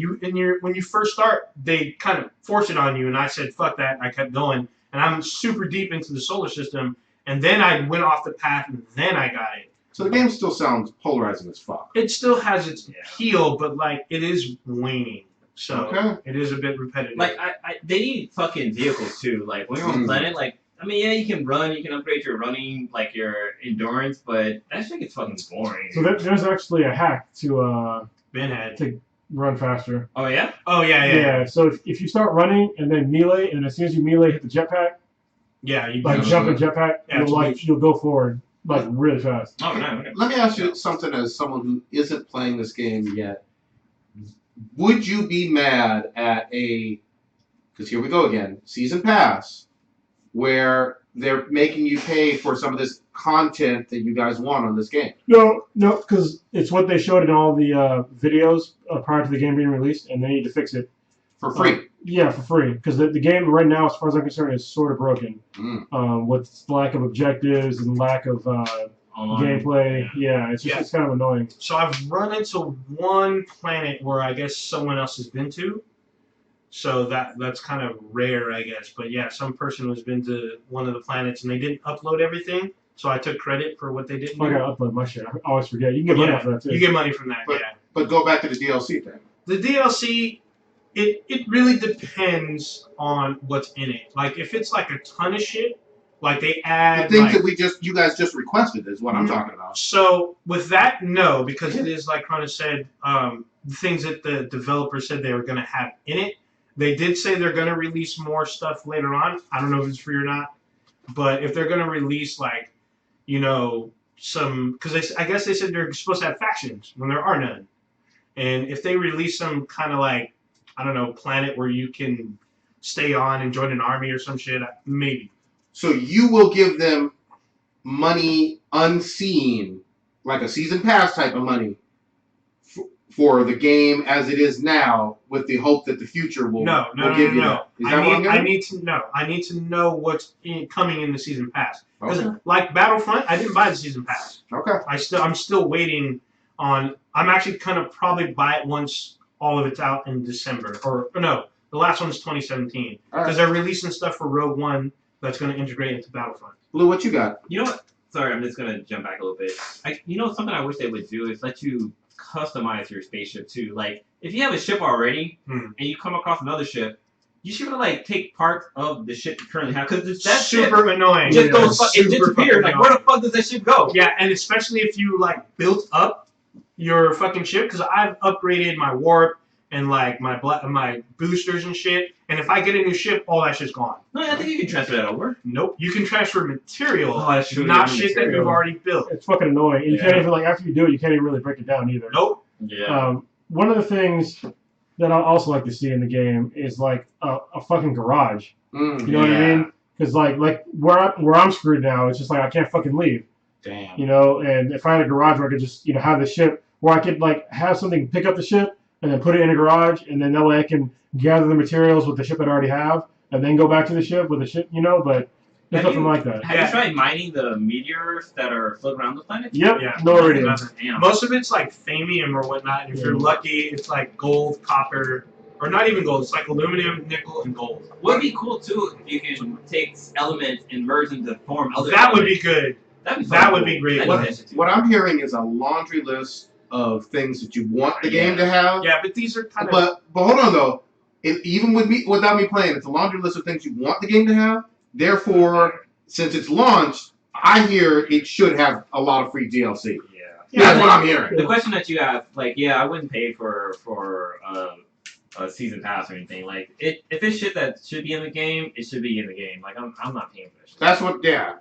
I guess that kind of leads us on to another topic, and that's Star Citizen. Yeah, do that. So this again looks way better than No Man's Sky. It looks like what No Man's Sky was promising, but it looks like it's going to be truthful because they showed demos of it. So basically, Star Citizen is kind of like No Man's Sky, where you're exploring either the solar system or a galaxy, or maybe even the universe. I'm not sure which three of those yet. But they showed the demos at Gamescom. And one of them was basically a guy who was a pilot, who was a co-pilot that was going to a ship, and in the ship, the pilot was a real person. Okay. And so the person is flying the ship and as he's flying and you're walking around, like he's flying the ship, and you can do whatever the fuck you want while he's flying. You can help him co-pilot or not. And then eventually they got to a spot, and the guy that was the co-pilot, he jumped out and started to get some stuff, and then he came back to the ship. And actually, it was a ship that was blown up, and so they went and got like the black box. And as the guy was exiting the ship, he ended up looking in the back, and there was like this thing called a dragonfly. It's basically like a fucking space motorcycle. Oh, nice. Back. And so he took that space motorcycle from the back of this blown up ship and then put it in the hull of his ship, and then went down to a nearby moon and then got the rest of the cargo. And it was all like real. It was funny because like the demo, the guy, because it's a first-person shooter as well. Oh shit! The guy goes down to the planet and he goes and shoots people. It's like killing people like with his little speeder, jumps off, starts killing people with like his gun, and then he ran out of fucking ammo. And then the guy was like, "Hey, can you help me?" And then the guy on the ship was like, yeah, and then he pulls the ship around, just fucking blows everybody up. Oh, Yeah. shit. All right. It seemed pretty dope, and it said there was no drawing. So basically, what that means is like, so in No Man's Sky, drawing is a huge problem Yeah. because what it means is like as you're progressing through the game engine is drawing things around you to make it seem like it's real, Oh, but it's only drawing at a certain distance. And you can see it a lot of times too. You Yeah. can see like all of a sudden a mountain just starts like fading into view or something like that. Yeah, it's annoying because when there's elements, it looks like a building from far away. Yeah. Oh, wow. Yeah. But in this one, though, there's no drawing, but it's the same thing where you can basically go from an atmosphere into hyperspeed and then back into another atmosphere on a whole different planet. No And loading. land with no loading. I love Yeah. that. This is what No Man's Sky had promised, like with Yeah. all the trailer stuff they showed. But quick question: when you guys are playing No Man's Sky, do you have issues with the controller? No. Like it keeps fucking flipping. No, I have issues with it crashing. I have issues with them having the fucking run the wrong goddamn button. Yeah, no. Like, it's R3, not L. It's weird to run. Yeah. Yeah. Oh yeah. And you can't Someone, remap them either. someone in the chat, Cronus, said you should try buying a warp cell or using the two elements to make a warp cell. No. It's not a warp cell that I need. It's the hyperdrive. It's one of the It's the hyperdrive that makes you go further. Oh, that makes you jump further out. Yeah. I'm in a spot to where nothing near me is close enough for the unupgraded hyperdrive. Gotcha. So I have to get iridium for the upgraded one. So thank you, Lamvu86. All right. I'm excited about that. The other game that you mentioned, it's a PC only though, right? Yeah, So it's far, yeah. Star Citizen. Okay. Yeah. So I'm actually, this game has been in development for a long time, and it had to get like crowdfunding to keep it going. And this is, I think, the biggest that they've been able to unveil. There's been a lot of fucking work. It's actually made by someone I admire a lot. He's actually one of the reasons why I went to college and majored in what I did. It's the new dude? Chris Roberts. Okay. He was the Harambe. Harambe's dead. He is the creator of the Wing Commander series, which I fucking fell in love with like a long time ago, and I played up until part 3. And Mark Hamill is in part 3, and he's coming back for Star Citizen. They actually have a really good cast for Star Citizen. It looks fucking amazing. I actually finished the video that Cronus was talking about. It looks like what No Man's Sky should have been. I kind of feel that Elite Dangerous, which is very similar, has kind of sort of. I haven't played it yet. I almost bought it, but 2017 game, PC game is what I'm hearing. I believe so. Probably. Yeah. Okay. I didn't see a release date. I just saw the demo with the hour-long one, right? Yeah. Yeah. And it's for the Master Race only. So Yeah. console gamers. You should definitely check out the trailer. The trailer looks dope because the trailer I saw was a 3-man co-op thing where they're like raiding and stuff. It looked fucking awesome. Amazing. Good shit. So port it to the consoles. What was this stuff we were talking or seeing earlier online about Justice League Dark coming to the DCEU with Doug Lyman? Doug Lyman. Lyman. Hey, isn't it the guy that was supposed to? That was the guy that was supposed to do Gambit, right? Yep. He was supposed to direct Gambit, and he dipped out to do. It was announced today. But we're talking live action. Yes, we were talking live action.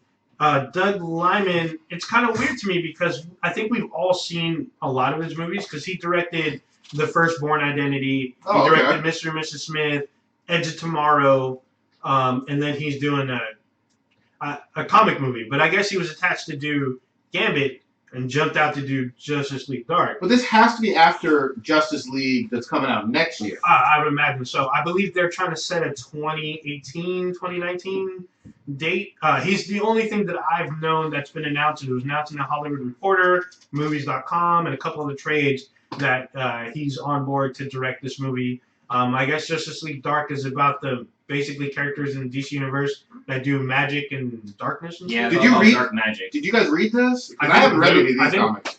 I think Blue has. I haven't read any of the comics, but I know of them. So, like, Constantine is pretty much the leader of the group, and it's like Constantine, Deadman, Swamp Enchantress? Thing might be in there. Yeah. Isn't Sahara? Enchantress in there? Oh, Zatanna. I know she's Zatanna's in there. Madame Xanadu, whoever. I don't know who she is. Yeah, so it's a bunch of magic people. Dr. Fate, yeah. I think he's not in it, but I think he kind Helps of her or like something? he's kind of like Batman of the group. Okay. But yeah, it's all about like dark magic type shit, and that's all I know. I never read any of the comics, but I know they they're part of the New 52 group. I'm interested. Yeah, so Sounds interesting. I felt like this is their kind of answer to Marvel's Doctor Strange. Well, Yeah, they should start doing shit like that. yeah. That's what it feels like to me. But Doctor Strange is one guy. And it this is one a group. guy, and he's the master of dark arts, but he could gather other folks from the Marvel universe to. We don't even know how Thanos is coming. We don't even know how successful Doctor Strange will be quite yet. No, we don't. But it is coming. We're only a couple months away. All right. But I mean, I just thought it was weird for Doug Liman because he's famous for his car chase scenes. He does amazing car chase scenes, spy movies, and then this isn't. Comic book movies are action movies, though. They are, but I mean, just his style, like Mr. and Mrs. Smith, Bourne. Those are, I don't know. Well, except for Edge of Tomorrow, which I actually personally love. I've seen that movie a few times. I guess there's a sequel coming, and he's attached to direct. Actually, it looks like inside the Blu-ray of Batman: The Killing Joke, they actually have like a special in there where they actually talk about the animated version of the Justice League Dark that's going to be coming out in 2017. Okay. All right. Yeah, and it was actually shown at San Diego Comic-Con this year. God damn. So yeah, it was announced. Good shit. So I guess this is a win for DC. Could be. I mean, how's it a win? Doug Liman's a fucking amazing director. That doesn't. Well, still. It doesn't mean it means something. It still could be, but so far he's directed a lot of good hits. Too early to tell. It is way too early to tell, but M. Night Shyamalan used to make good movies too. Damn you! It looks like the animated movie is gonna have Constantine, Batman's gonna be in there. Probably have like a guest appearance of Santana, Deadman, and Etrigan the Demon. Etrigan, yeah, what are you talking about? Yeah, and Swamp Thing. All right. And Black Orchid. Interesting so, cast. We don't know who's gonna be in that live action version. We'll see. We'll probably see. Look for more announcements in the next month or so. All right. Well, we shall see. Them DC's animated movies are pretty goddamn good. So yeah, I've enjoyed a lot of them, especially the whole Batman Superman. What was it? Wanted or whatever. Most Wanted. Yeah, that was good. Any one of the ones with Batman in them pretty much rock. Yeah. Most of the time. So, go ahead. I was gonna say I'm looking forward to the one with Adam West, the whole '80s Batman. Oh yeah, coming back with '80. That's coming out soon, right? Mm-hmm. Yeah. So we actually had to ask me then BT that question. It's from K-Mac. And she asked me this personally, and she said she didn't want to. She wasn't sure she wanted to ask it because she thought she might be construed as racist, which is interesting because of what she asked me. Okay. Have you guys heard of white parties? Like in the South? Is this similar to a rainbow party? So where they wear all white, right? Yeah, it's where they wear all white. Yeah, I was gonna say so. Like P Diddy does a white party, right? Yeah. Okay. So what's the significance of that? Is it just black people that do that shit, or what? I hadn't heard that it was just a black thing ever, but I could be wrong. Yeah, I've heard of black and white parties, but that's suit and tie, or like the Well, they have like black balls, and that's where it's all formal and shit. I'm not invited to any of these, but it seems like it's an extremely like high class, but you're in like white linen and shit. Yeah, just white suits. Well, but it's always in the summer though, right? Yeah. I remember Kanye or the Kardashians did it. They had a white party, and they were the only people who were dressed in black. People are straight assholes right there. So they just want to stick out. Fuck them. Well, so the question is it a black thing? Is that? Well, yeah, she just wanted to understand. She wanted to understand what a white party is. It's for super rich people, and it doesn't matter your race. No, I have a friend. She throws like she's one of the people that throw parties at clubs, and she threw a white party, and it was mostly black people there. So yeah, she thought it was like mainly a black thing, and I honestly have no fucking clue. No idea. I'm struggling. I've never been to one, so this is all speculation based on hearing about P Diddy's. Yeah, I've heard because he throws his in the Hamptons like every summer. Yeah, that's the only one I know.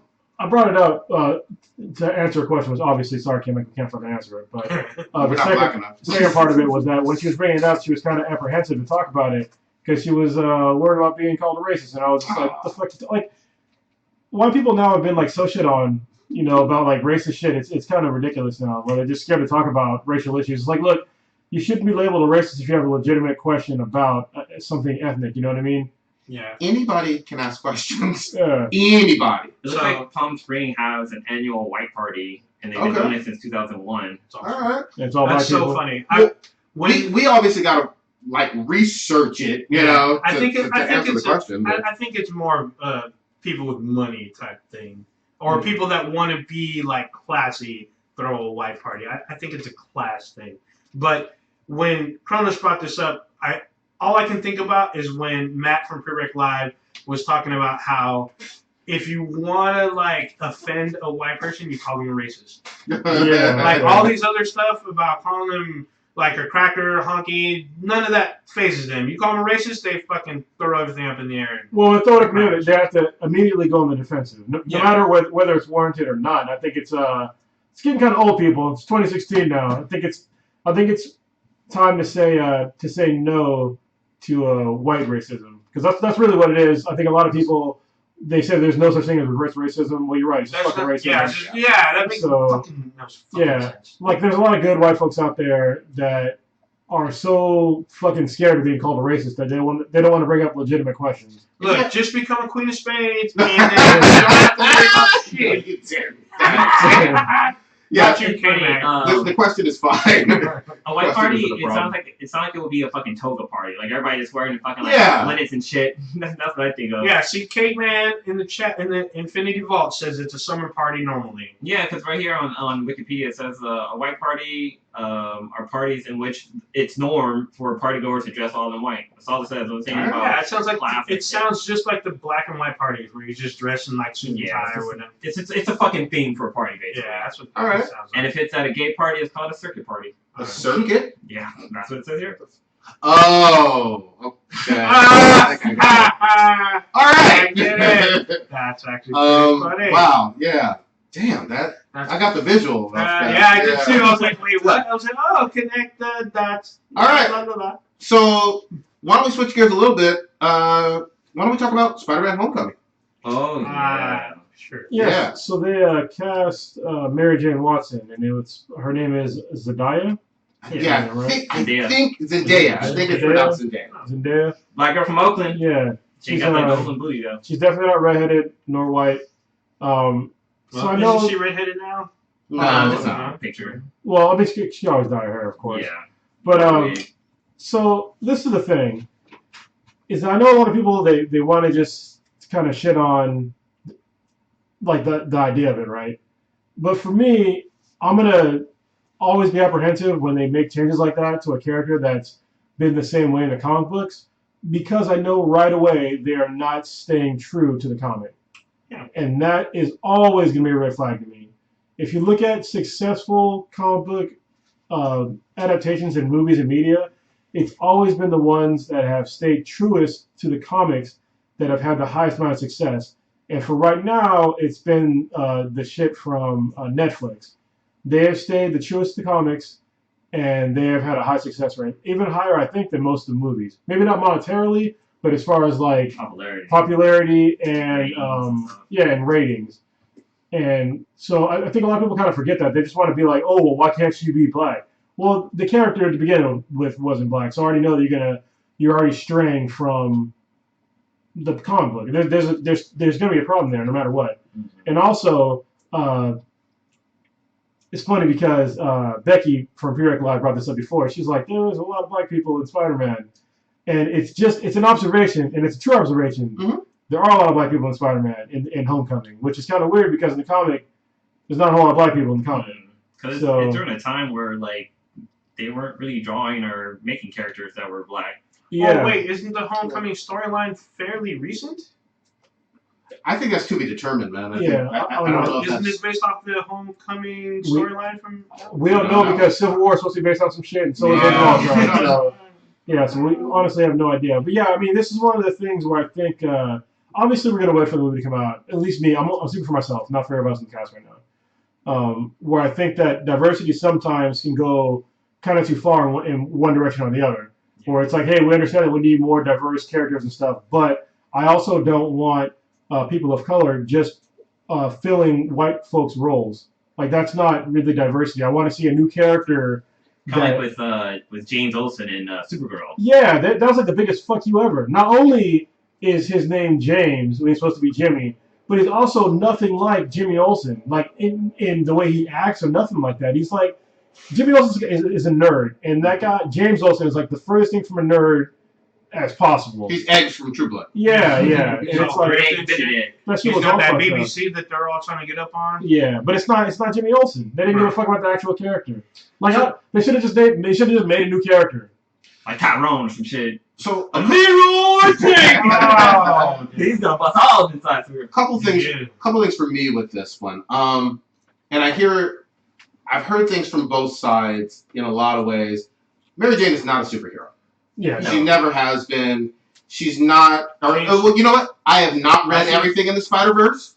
If there are comics with her putting on the spider suit or getting bit that I haven't read, don't kill me, internet. You know that may be out there. But traditionally, through most of this character's history, she's just Spider-Man's girlfriend and then his wife, right? I don't think that role is just the female lead, and her white and having red hair has anything to do with the character per se. Yeah, it's not the Black Panther where it's like No, or Luke Cage. You know what I mean? Or your gripe with Jennifer Banner. Yeah, exactly. Which we can get into, but Mary Jane Watson literally has very little to do with superpower and saving people, in the Spider-Verse, to my knowledge, ever. And so I like this young actress. I want her to do well. She's beautiful. She is gorgeous. She's a local girl. Yeah, she's from the Yay. I don't necessarily have a problem with it, but I want her to knock it out of the park if she's going to do it. Yeah. And I don't like I think there were some really weak excuses of, well, she didn't have red hair. And I was like, Kirsten Dunst didn't have fucking red hair. Rewind the tape. You were bitching like a motherfucker about Lois Lane, because they should have dyed her hair red. What I'm saying is Kirsten Dunst does not have red hair, and they dyed it, which was fine. But this woman obviously doesn't have red hair, and they can dye it too. That's what I'm saying. They can dye her hair. Hair dye is cheap. That's it. They should have dyed Lois Lane's hair. Dye her fucking hair. She's not a redhead most of it. 95% of all Superman stories, Lois Lane is not a redhead. But she was in she is in Man of Steel and Beavis. I didn't like that. So I see this as a want versus need type thing. Like, she doesn't need to be African American or Asian or Indian. I feel like this is a want from Marvel to try to add diversity. And I think it's not really necessary. Like Cronus said, this is not true to the character's origin. True. But, I mean, I can kind of see, because we've seen, this would be our officially second rendition of Mary Jane, technically third, because in the Amazing Spider-Man 3, she was casted but cut. But it was Gwen in the movie. She was casted and cut. So if you watch the deleted scenes, Mary Jane is in the movie. Okay. So the only one that we technically have seen is Kirsten Dunst. But we have seen two Gwen Stacys. We saw Bryce Dallas and then Emma Stone. So with this, it's like you were saying, she's basically his romantic interest, is kind of anchored, and that's kind of it. Like, she's not Spider-Gwen. She doesn't become the Iron Spider. None of that. So, I mean, I can see how Marvel played with it. I can understand how, like, purists are, like, enraged in their basement or whatnot. But I'm gonna be cautiously excited, I guess, because I want to see it. I want it to be good. So I'm all about the MCU. As long as she knocks it out, I don't have too big of a problem. But she did not need to have her ethnicity changed. So. Okay. Fair. Like, for me, jumping in here, like, I sat and thought about this for a while, because, like, I know we gave shit about, like, like in the Dragon Ball Z or Dragon Ball Evolution movie. That movie sucks. They gave like, kind of pissed off that they cast a white guy to be a Japanese guy in the movie. I mean, even though Goku is a fucking alien. So we also did the same thing with Ghost in the Shell. Well, I was going to get there, too. Thanks for fucking tripping on my shit. I'm gonna let you finish, but... Yeah. Goddamn, I'm going to call you James. What's his name? The guy we had earlier? The other guy was... Yeah, like, like we complain about that. We complain about like a white chick being she played a Chinese lady and that movie, that Marvel movie that's coming out, Doctor Strange. Yeah, the ancient Like one. we gave him shit about that. So here it is. It's a white role cast to a black lady. But the thing with the white lady is that she's still she's a Chinese monk. She's a white woman playing Chinese, so I can understand like that's why people can be upset about that. Like they could have cast an Asian person for that shit. True. But for this role, it's like like I kind of like the idea of her being black, but then again, it's like it was primarily a white role. But then when the comic book originally came out, like there wasn't any black people in the role, so I can see like what Odin was talking about, how like they're just trying. It's something that we don't need, but they kind of want, or something that we don't want, but we kind of whatever the way you explained it. Like I really understand the way you're coming from, but it's right now at this point it's just pretty much because this girl hasn't done any major movies. She hasn't done any. She's a Nickelodeon chick. Or Disney Wasn't Channel. she in Dope? No, she No, wasn't. no, that was so Yeah. Yeah. She's been in like small roles and she has like a singing career and she's talented. Like all the stuff she does is she's entertaining and stuff like that. But it like this could be like a breakout role for her. So she's kind of not too much of nobody, but the younger generation knows who she is. So if she has the potential to kill in this role, and she does, she'll be Mary J. Blige. Like she Yeah. Mary J. Blige. I said about before the cast too. I called her Mary J. Blige. She's black. So what you were talking about before, I'm glad you brought that up because it's something that I brought up on The University Talk. on the Pandora Yeah. talk, the mixtape. That wasn't recorded, which I wish it was. It's the we have this thing that hopefully I coined the phrase. It was the ethnic pass cards, Mm. where we just give an ethnic pass when the person is of color, Yep. changing the ethnicity. But when it's somebody white doing it, Yes. everybody's all fucking up in arms. True. That's what I was trying to get at. Yeah, and I'm kind of like both ways. It's like, why are you guys doing it? You know what I mean? It's like, why don't we just keep true to the character? Like, if you want to have diverse characters, then please make more diverse characters that are where it's written into their role that they're that. You know what I mean? Like, if there's a Chinese American guy that's being made into a new character, I want to understand what it's like for him as a Chinese American guy. You know what I mean? But when you change a role from white to black or black to white, like you're gonna lose that connection automatically. Like they're not gonna write in some diverse fucking backstory because there wasn't one there to begin with, and it'd be fucking weird to the story, right? Yeah. Because you're used to having this story about these certain characters, and you just changing it up like that. It's kind of like shitting on it. You know what I mean? Well, Like I what? can understand it for like minor characters like Yeah. Mr. White from not Mr. White but Perry White, which from Man of Steel. Yeah. Oh, yeah, no one gave a shit about I him. didn't hear shit about him. Or like the fact that He did a Jimmy good job Olsen, too, though. he did a good job. But Jimmy Olsen in the original Man of Steel, not the original Man of Steel, but the first Man of Steel movie was a girl. Yeah. And I mean, it was a very small role she had, but then like in Batman vs Superman, they changed it to Jimmy Olsen was like some spy dude who got fucking Yeah, that murdered was and shit weird. like that. Well, the other quick example. You know what this actually reminds me of?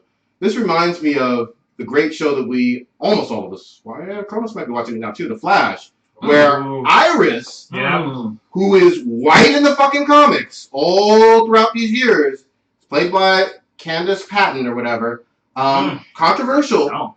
and she knocked it out of the park and won people over. But- That's but what I there's kind a- of got. I But there's feel a for black Spider-Man. Wally West in the comics, so. but Well, what that's I'm, later in Yeah, fucking. but Iris was still originally, yeah. Iris was a white woman all throughout her comic history. And what I'm saying is, in the Flash show, they make it work with that family, incorporate it into the show, write her background well, and it's executed so well, you don't even think about the fact that Iris was originally white anymore. Yeah, but see that therein lies the problem, right?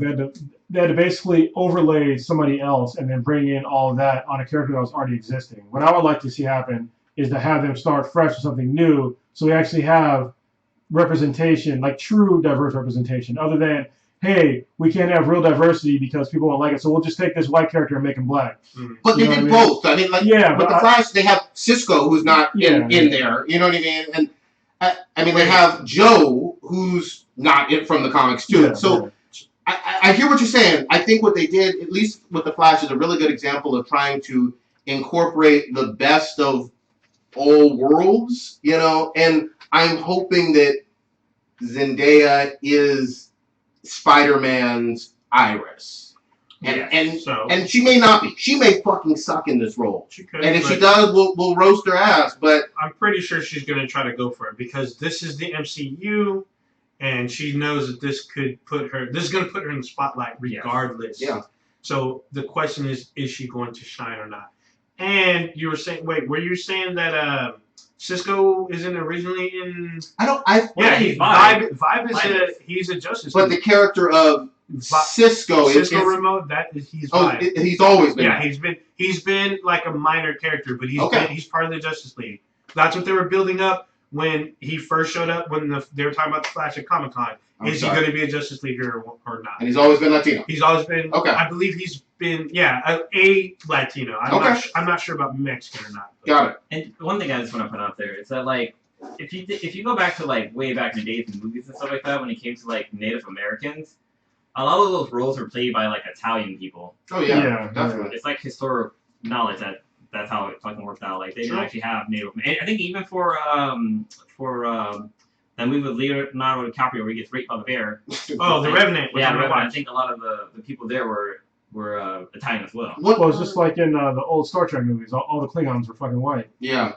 One quick. Back then, yeah, and then like later on, they're all black. One quick thing about her though, she does have white mother, black father. Yeah. I mean, I know we're saying she's just black, but she's mixed. Yeah, she's mixed and biracial. It's really funny on Facebook. There was somebody had posted up an article about like the whole Zendaya thing, and somebody commented saying like, "Oh yeah, and what's name Glover wanted to try to be Spider-Man and this and that." I'm like, no, he wanted to be fucking Miles Morales as Spider-Man. Like, you need to read the fuck comic book. Yeah, two very different characters, Peter Parker and Miles. But yeah. So see, that's a great example of what I was talking about too. Is having another Spider-Man, but it's Miles Morales, and using that whole Spider-Verse thing because he has a whole different background. Yep. And all that shit. He's not just Peter Parker but black. Yeah, and I assumed that he was before reading the comic because all I heard about was the Black Spider-Man. Then Stitch schooled me and let me read some of the Ultimate Spider-Man, and I was like, okay, he does have his own, and I think that's great. It was really good how they did that too because Spider-Man existed in his universe, but Spider-Man died and he ended up taking on that mantle. Well, he's not a replacement character, which is something that they've done a lot of lately. Yeah, you know what I mean? The same powers that Spider-Man's too much. And to be honest with you, as a whole, I dislike the replacement characters because they feel very temporary. I know that they're going to be around in the near future, long term. I don't fucking think so. That's my issue with them. Well, isn't it the same with, I'm not reading Spider-Gwen, but I know, Cronus, you are, but isn't that kind of like, because it's an established character, but she somehow gains powers and is now a hero or something? Well, no, it's the same thing of Miles Morales. It's the Spider-Verse. It's just a different universe where Peter Parker died instead of... instead of Gwen? Yeah, instead of Gwen, and then Gwen gets hit by the spider instead of Peter Parker. Yeah. Oh, shit. And it's super popular, or gaining popularity. Yeah, I mean, I see a lot of it cosplayed out there. Ivy June Kitty in that cosplay. Man. I didn't even know who Spider-Gwen was until I saw it. Yeah, I looked her up. Okay. All right, so more to come, and we'll see. Have you seen any of the Gwenpool? Yeah, I've seen it, but I haven't read it. Wait, cosplay or read the comic? No, it's comic. Yeah. I haven't read it. Yeah, I saw a thick-ass trade paperback volume of Spider-Verse, which was a collection of all the crossover shit. And I was like, okay, that would hopefully help, educate me on shit I have never read, but I'm not reading no Spider-Pig shit. Yeah. Did you see that there's a new Thanos comic coming out in like October or some shit? No, I didn't. So it's Marvel now. They're rebooting in October. Okay. So that's the whole thing. So that's where everything, I guess Civil War is supposed to end soon. Yeah, well, they extended it, and it is going to end. Yeah, so once it ends, I guess right after is Marvel Now, where everything goes back to one. They better get the fucking timing right. Even though I love this sounds just like fucking Secret Wars. Yeah, that was the only problem. We were reading stuff after Secret Wars while it was still going on, and that irked me because it just fucked with the whole timing. But the biggest news for me was I saw it recently. Deadpool is going to get a symbiote suit. Yeah, and I was like, holy fuck, I want that comic in my life. I just want to hear the fucking jokes that he's gonna come up with. Oh yeah. I like the symbiote like talking third person and shit like that. All right. You know what I'm tired of right now is mainstream media spoiling comics right away. Oh, yeah, like major trades, like New York Times and shit, Yeah, talking about I'm shit. like, we get it. Comics popular now. Can you please stop being fucking children and then putting on headlines like major shit that's happening in comics, like Oh, like the day Captain or the day before it America? comes out. Yeah, the Captain America shit. The name of the new female Iron Man. Oh, yeah, they did do that. And a whole bunch of other shit. I'm just like, stop being children about it. Yeah, that's You know? true. It's just not cool, actually. It's Yeah. fucking weird. It's like nobody does that shit about movies. You know what I mean? Yeah. They should at least try to do like a spoiler-free version. Of shit. Yeah. Like nobody said like this is a perfect example. Like if for Suicide Squad, nobody knew who the fucking villain was, right? Yeah. It'd be like somebody saying, "Oh, and the Enchantress," you know, Oh, the yeah. villain. It's just like, "Oh, thanks, asshole." Yeah. Same thing about the cameos. Like I didn't know the Flash even had a cameo in the movie. Yeah. So I was like, oh, I was actually pleasantly That's surprised. how it should be. Should It we stay on Marvel for a little bit more? Well, we should stay on comics. Well, this is comic related with Marvel Comics. Well, we haven't talked about that Rebirth. Hold the fuck on now. Shit. I just want to ask everybody's take since this is super rumor speculation bullshit. So we'll put that out there at the front of it. But there's rumors of She-Hulk possibly being recasted, going right along with what we were talking about, as a quote unquote woman of color. What do we think? So this is another want versus need because this is a need versus want. She needs to be white because she is the cousin. Yeah. She's the cousin of goddamn Bruce Banner who happens to be white. They don't get. They'll just do what they do in Fantastic Four. It worked out great. It's a fucking They're fucking idiots. Yeah. Holy fuck! I hated, even though I like the actor Michael B. Jordan, I hated him being in that movie, which I never saw, and I just hated the concept of it. No, has anyone seen it besides me? No, I've seen it. Just like I didn't watch Ghostbusters. Yeah. I saw that too. But I love Bruce Banner's relationship with She-Hulk and Jennifer. You mean how they fuck? What? Yeah, you can get out there with that bullshit. But Goddamn sexual unfortunately, they do fuck Hulk that. smash! Anyway, but they're cousins, you know? Hulk still And smash! they can both relate to the gamma radiation and the strength, and She-Hulk is just... Sorry. But Happens every week. She-Hulk really is his cousin. She is not she's not half black, she's not half Asian. She-Hulk's a white lady, and because of her relationship with Bruce Banner, you can't their blood relation, you can't fucking do this. Yeah, I don't like it. Yeah. I don't like it at all. But it is speculation, so it is like rumor. I highly doubt that they would go because they're rumoring that it's supposed to be Beyonce. Oh, that's terrible. That's not. Yeah. I'm like, dude. Can't act.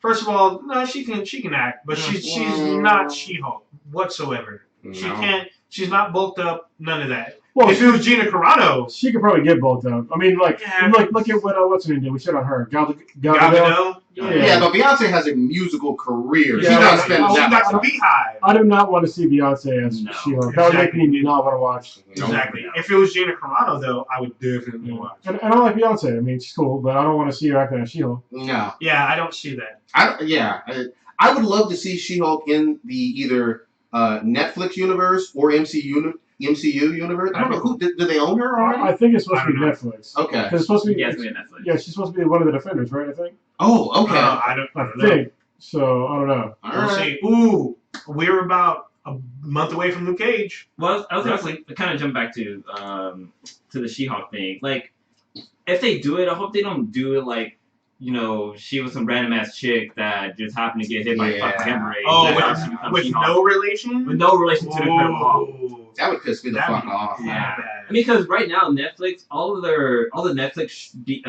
MCU shows are related to the movie MCU. Yes. Well. Yeah. Same, and as well as Agents of S.H.I.E.L.D. Yeah. Because I don't know if you guys saw the poster. I don't know if it's real or fake, but it lists, like, is it real? The one with Ghost Rider? No, the Avengers Infinity War. It has the list of the cast that's supposed to be in it. Oh, nice. And it lists... Speculation. I don't know if that's real or not, but it lists, like, pretty much everyone that's out there with, like... I don't know. I mean, literally, it just lists the cast of all the movies that have been out so far. Yeah, and it's supposed to. Infinity War is supposed to be huge. So, the two brothers, the Russo brothers, they have said 63 confirmed characters in the Infinity War movie. But they're not splitting it up into two movies now. So I haven't seen them revise that number. If you're cutting it down, then you have to cut that number. Yeah. If not, it's going to be convoluted and weird. So I have faith in them, but yeah. So. yeah, they've done a great fucking job so All far. right. So we'll see. We have to wait and see. All right, you guys want to switch? What did you want to get? Did we hear about? What the fuck were we talking? Oh, DC Rebirth.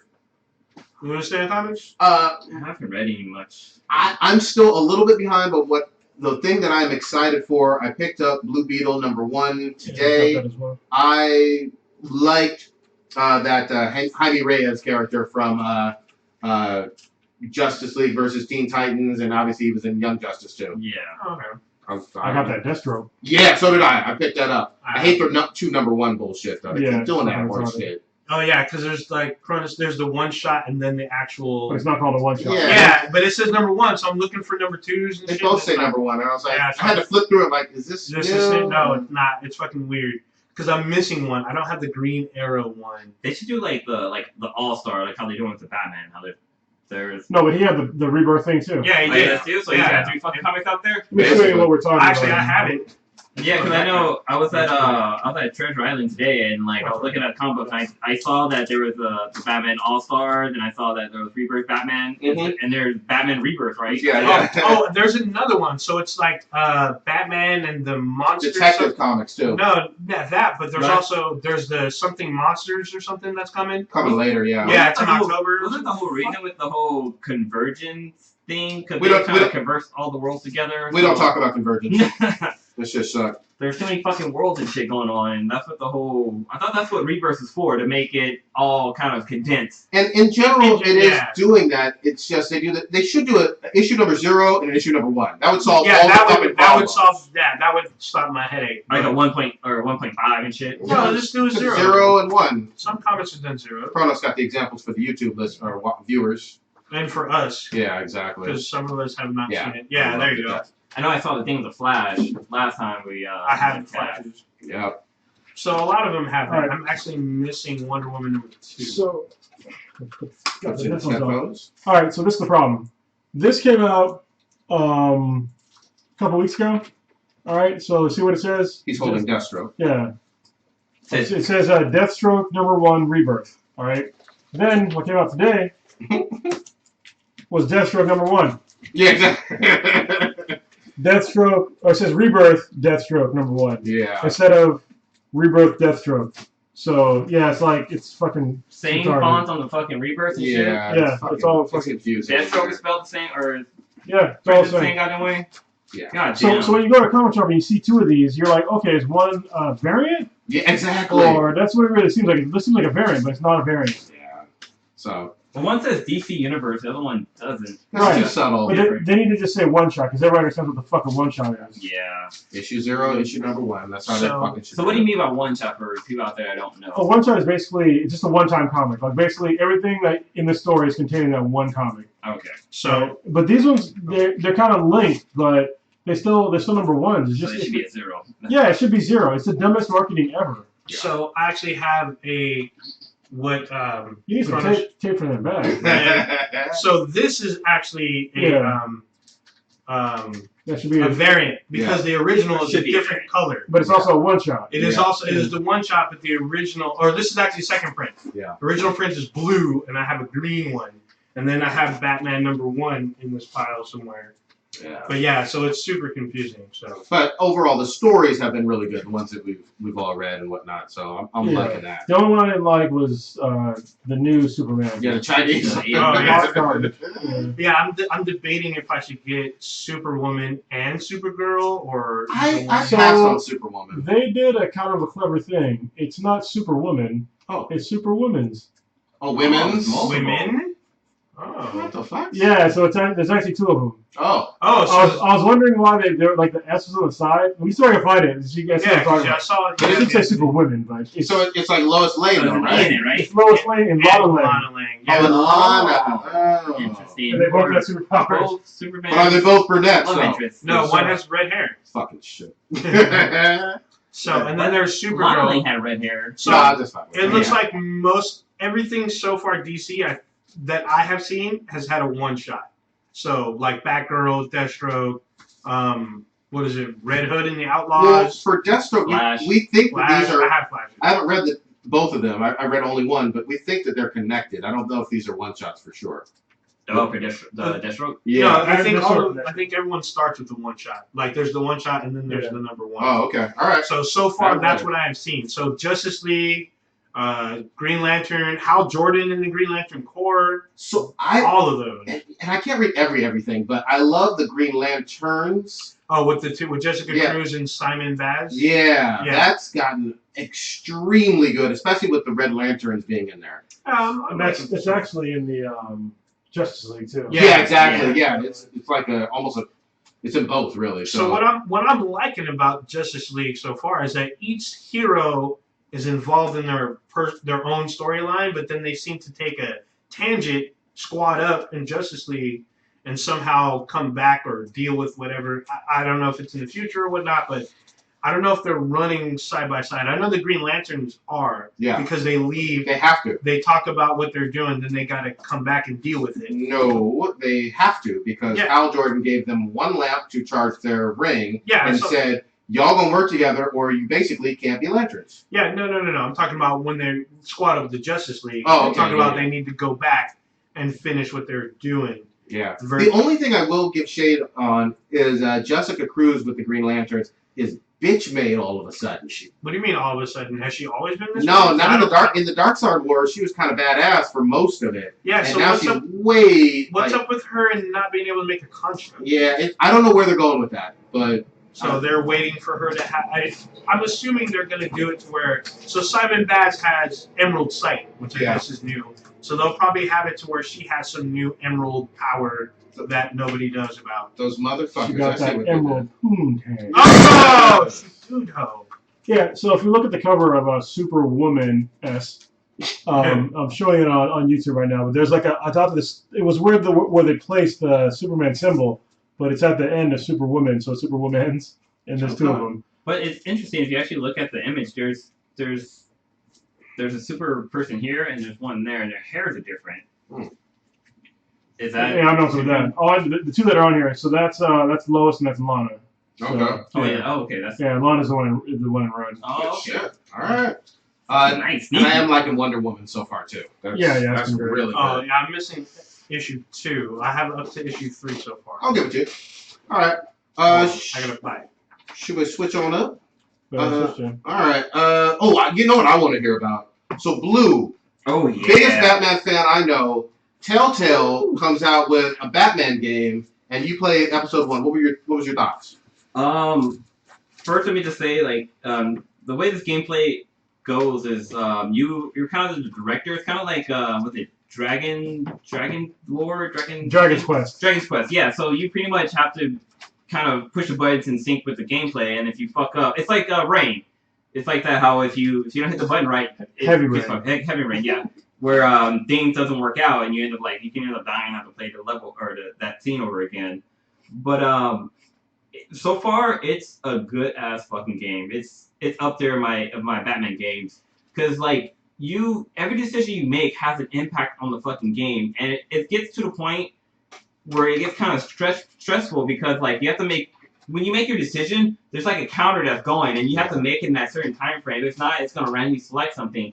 So you have to read shit and decide what decision you're gonna make. And me being a huge Batman fan, I'm trying to think what would Batman say, what would Bruce Wayne say. So there's a scene where Malcolm Falcone comes to Bruce Wayne's house and he's campaigning for Harvey Dent to be I think he's running for mayor. I can't think exactly what he's running, or district attorney. DA, yeah. For the DA, yeah.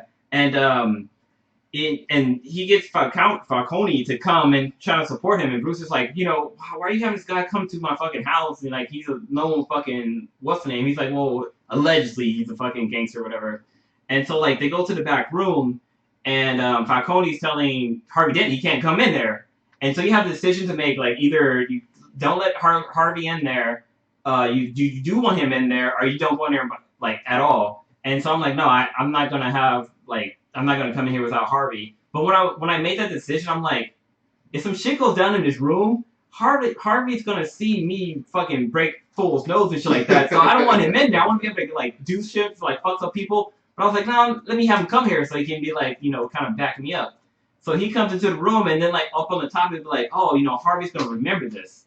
I'm like, fuck, like the gameplay, like it really, the decision you make have the impact, and it's kind of stressful because like with you have a fucking gangster in your house, and I barely told this dude to get the fuck out of my house. Like, hey, I'm not shaking your goddamn hand. I'm not fucking playing pool with you. Kick Get rocks. the fuck out. Yeah, I'm like, kick rocks. And he fucking, on there it says, oh, he's gonna remember this. And then like his reaction was that like, oh, Mr. Billionaire, blah, blah, blah. Like, he's too fancy for us. I'm not gonna buy your house, but I might find another way to get your house. I'm like, fuck, dude, it's just gonna bite me in the ass later on. But like, the gameplay it's really fucking cool. I really like, it's like watching a movie basically, and you're the director. And you're calling out the scenes, and I'm really looking forward to see how it all plays out in the end. But it's a really good game. Right now it's on PSN Network, and I think on Xbox 2 as well. Yeah, it's gotta be on both. If you buy Season Pass, I meant 2 as in also. Yeah. Or TOO. But yeah, it's right now it's available for $24.99 for the Season Pass, and it's 6 episodes long, and every episode is $5. So you can save a little bit of money if you buy the Season Pass. Sounds So good. speaking of kind of online gaming and downloads and all that stuff, PSN Plus is upping their rates by $10 a year. Yep. Which normally would be okay, but in the like the whole last year has been pretty shitty for PSN Plus. There's been like hardly any AAA titles at all.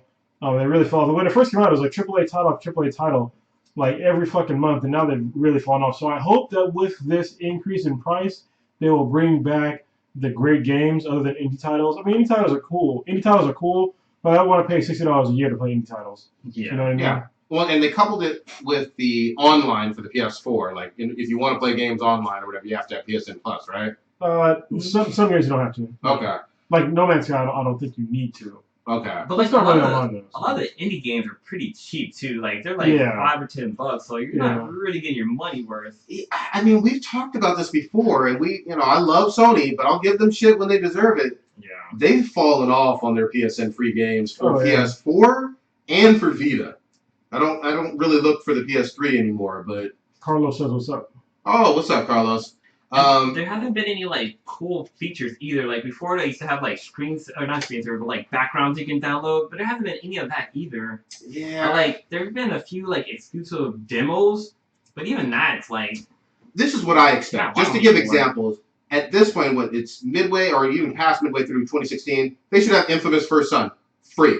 I mean, that should be a free game. That's Second Son. Or Second Son. God damn, I'm all... Third fucked Son up. twice removed. But I mean, they did a remastered version of God of War 3. That should be free on PS4. Yeah. Yeah. You know what I mean? It's $20. Well, but I'm talking about games that are older that they made, they being Sony.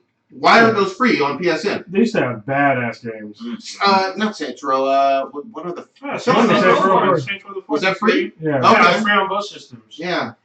So, I mean, Far Cry 4, which is older so now. wait, so it's gonna go. It's $59.99 right now, right? So they want to go to $69.99. Yeah. I No, think no, it's it's $49.99 normally. Now it's going to go to 59? $59. Yeah. I in thought it was September. $59 because I tried buying mine and I bought a reduced one for $34 Rewind the a tape. little bit ago. So You already jacked up the price. Yeah, maybe. I thought it was they a did. September thing that was I happening. Actually, you know what? I actually renew my subscription because I Automatically? No, not automatic because I moved, so like when they try to charge me, it wasn't going through. But yeah, I think it was $59.99 now. Okay.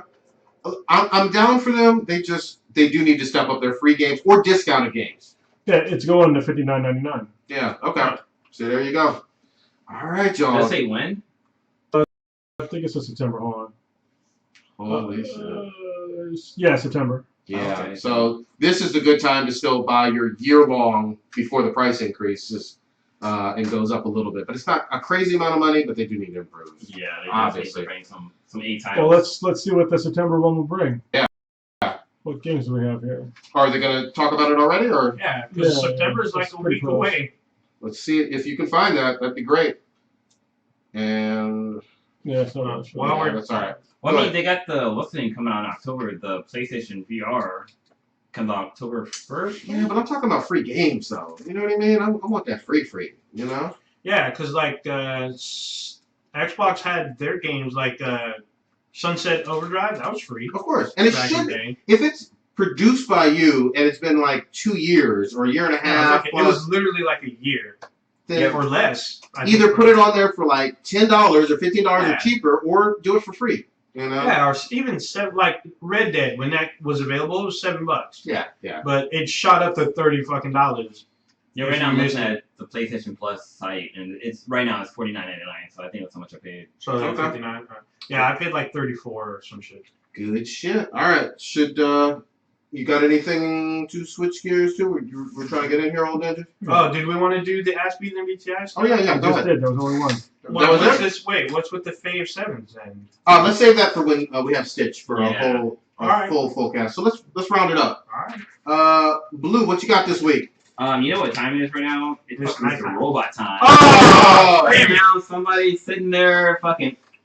Ooh! Some fucking cool ass, some dank ass fucking Mr. Robot going on. Hopefully it's the FBI. Yeah, FBI girl. Double clicking her mouse. Damn. So this weekend, I got a kid's birthday party to go to, but I'm fucking training for this goddamn Spartan race. Like I've been riding my bike. I got new fucking tires for my bike. I got street tires. So I can't wait to fucking break that shit in. Get out there. I got a plan too. You know what it is? Steroids. It's gonna be great. Oh! Yeah, man. There's an anime on Netflix right now, Sinbad, that I kind of want to watch. Yeah, it's good. Did you watch Magi? Yes, I did. Yeah, so it's just Sinbad from before when he was a kid. Oh, it's really dope. Me and my daughter watched it together. She liked it a lot. Okay, cool. I was like flipped to Netflix. I was like, oh, this Sinbad show is fucking badass. So I'm definitely gonna be trying to check that out. Also, there's another anime on Crunchyroll that somebody suggested I watch. So I'm gonna wait to watch it and Berserk. then come back and. Yeah, Berserk is fucking lit, man. I know you guys like fucking Berserk. Hey, is fucking Naruto still on fillers? No, they're not. They're not? They're back on? No. It should be the past couple episodes have been not filler. Okay, I need to go back then because goddamn, fucking talk about goddamn fillers. Yeah, they came back and they've been. I mean, it's been like a little bit, but the past I think 3 episodes haven't been filler. Because I know they came back for like an episode and then they went back to fillers again. Yeah, no. It's a fucking bleach move. Yeah, they're off now. But the fillers they had most recently, it was filler, but it was okay filler because it was backstory on who. That's true. Not the sage, but the sage of the 6 paths, like who he was. Yeah. So yeah, I guess that wasn't filler. But they fucking broke away from the story arc. So. Yeah. There's what I wanted to mention. There's a movie coming out called I can't think what it's called, but it reminds me of 11 from Stranger Things. So there's a girl, she's like being experimented on. She has, it's what about Mora or something? It's Morgan. Yeah, what about Morgan? Yeah, it's a movie called Morgan. I wanted to say that when we were talking about Stranger Things, I was like, yeah, dude, there's a movie about 11 coming out, but her name's Morgan. Live action? Yeah, it's a live action movie. And it's directed by Ridley Scott. Oh, okay. Holy shit. But yeah, it totally makes me think of Stranger Things. But yeah, fucking catching up on some more Mr. Robot. I like to give a shout out to one of my coworkers. He's the one that kind of I like talking to this guy because he liked Mr. Robot as well. But then also I got him to do Strode and he fucking read all the fucking issues that I recommended to him. So shout out to Gabe for that shit. But yeah, man, just fucking chilling this weekend. Carlos, what you got? Well, this weekend my daughter's leaving for the summer. Well, she's leaving for the school year, so that sucks. So we're gonna go to Great America. I'm gonna try to get on that Mass Effect ride. Yes. So they're tearing down the vortex. Yeah. That's their best ride too. Yeah. But they're having a new. That's a stand-up one, right? Yeah, stand-up one. It's like one of the few stand-up ones still left. So yeah, I mean that sucks, but it's kind of cool. We're gonna go to Great America. But you hear about the new ride? What's gonna be called? No. It's called the Patriot. Oh really? Which is one of the rivals for the 49ers who fucking own Great America. That's hilarious. Wow. Anyway, yeah, other than that, I'm looking forward to San Francisco Comic-Con to do this panel. It's going to be great. We got a lot of stuff to talk about. Diversity is going to be the main thing on the docket. Mm-hmm. And it should be pretty cool. Some controversial stuff will be said. Yes. So, yeah, it'll be nice. Other than that, yeah, nothing really. And we will put out the times for those panels shortly.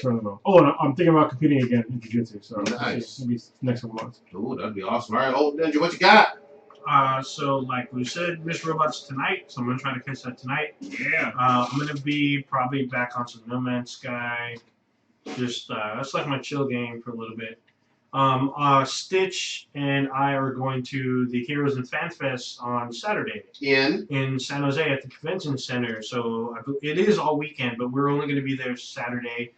Stitch is supposed to get his bow and arrow signed by Stephen DeMille, but I don't know if he is. But he still planned on going the last time I checked. Just his bows. Yeah. Oh yeah, just his bows. Just a bit hard, actually. Yeah. Well, you know shit. Sign the tip, bitch. So I haven't talked to him. I mean, I talked to him earlier, but he didn't say if he got his ticket yet. But that's the plan. He may just get a general admission, and we'll just go.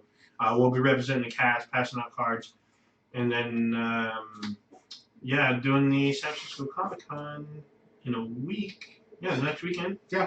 And then actually we'll be celebrating also that whole time. So we got a busy couple weekends ahead. So. Hell yeah. And for me, I am just fucking with still playing that Witcher and trying to get on some Overwatch with everybody. Although I do enjoy the Division finally. It took forever. Nice. Oh yeah.